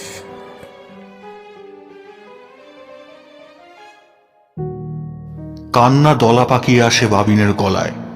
চিঠিটা হাতে নিয়ে সে বেরিয়ে আসে ফণির বাড়ি থেকে। মা বাড়ি ফেরার পথে মহাপ্রভুর জন্মস্থান পড়ে। সে ভাবে এবার জানা দরকার বিশ্বম্ভর ওই জল কোথা থেকে পেল। সে গড়গড়িয়ে ঢুকে পড়ে শ্রী চৈতন্যদেবের জন্মস্থানে। ভালো করে চোখ বুলিয়ে খোঁজে, না তাকে তো দেখতে পাচ্ছে না। এবার সে এক সেবককে ডেকে জিজ্ঞাসা করে, আচ্ছা, বিশ্বম্বর আছে? ওকে একটু দরকার ছিল। ছেলেটা একটু রসিকতার সুরে জবাব দেয়, এখানে একটাই বিশ্বম্বর আছে, ওই যে নিম গাছের নিচে ওই ঘরটায় বসে আছেন, যাও দেখা করে এসো। বাবিন তাকে ধন্যবাদ জানিয়ে ঘরটার দিকে এগিয়ে যায়। সেখানে গিয়ে দেখে সচী মাতার কোলে শুয়ে আছেন শ্রী চৈতন্যদেব, যার আরেক নাম বিশ্বম্ভর। বাবিন শিশু মহাপ্রভু এবং সেদিনের সেই বিশ্বম্বরের মুখের অদ্ভুত মিল খুঁজে পায়। সচী মাতার কোলে শুয়ে থাকা শিশু চৈতন্যদেবের মূর্তিটি যেন বাবিনকে দেখে মিচকি মিচকি হাসছে।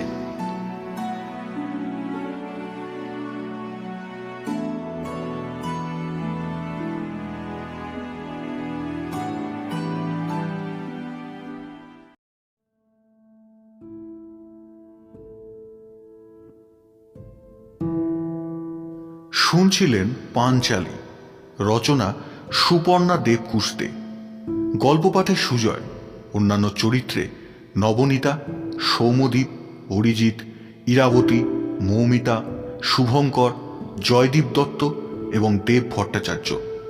এডিটিংয়ে শুভঙ্কর। সমগ্র পরিকল্পনাটি প্রযোজনা এবং পরিচালনায় ট্রাইঅ্যাঙ্গেল প্রোডাকশন।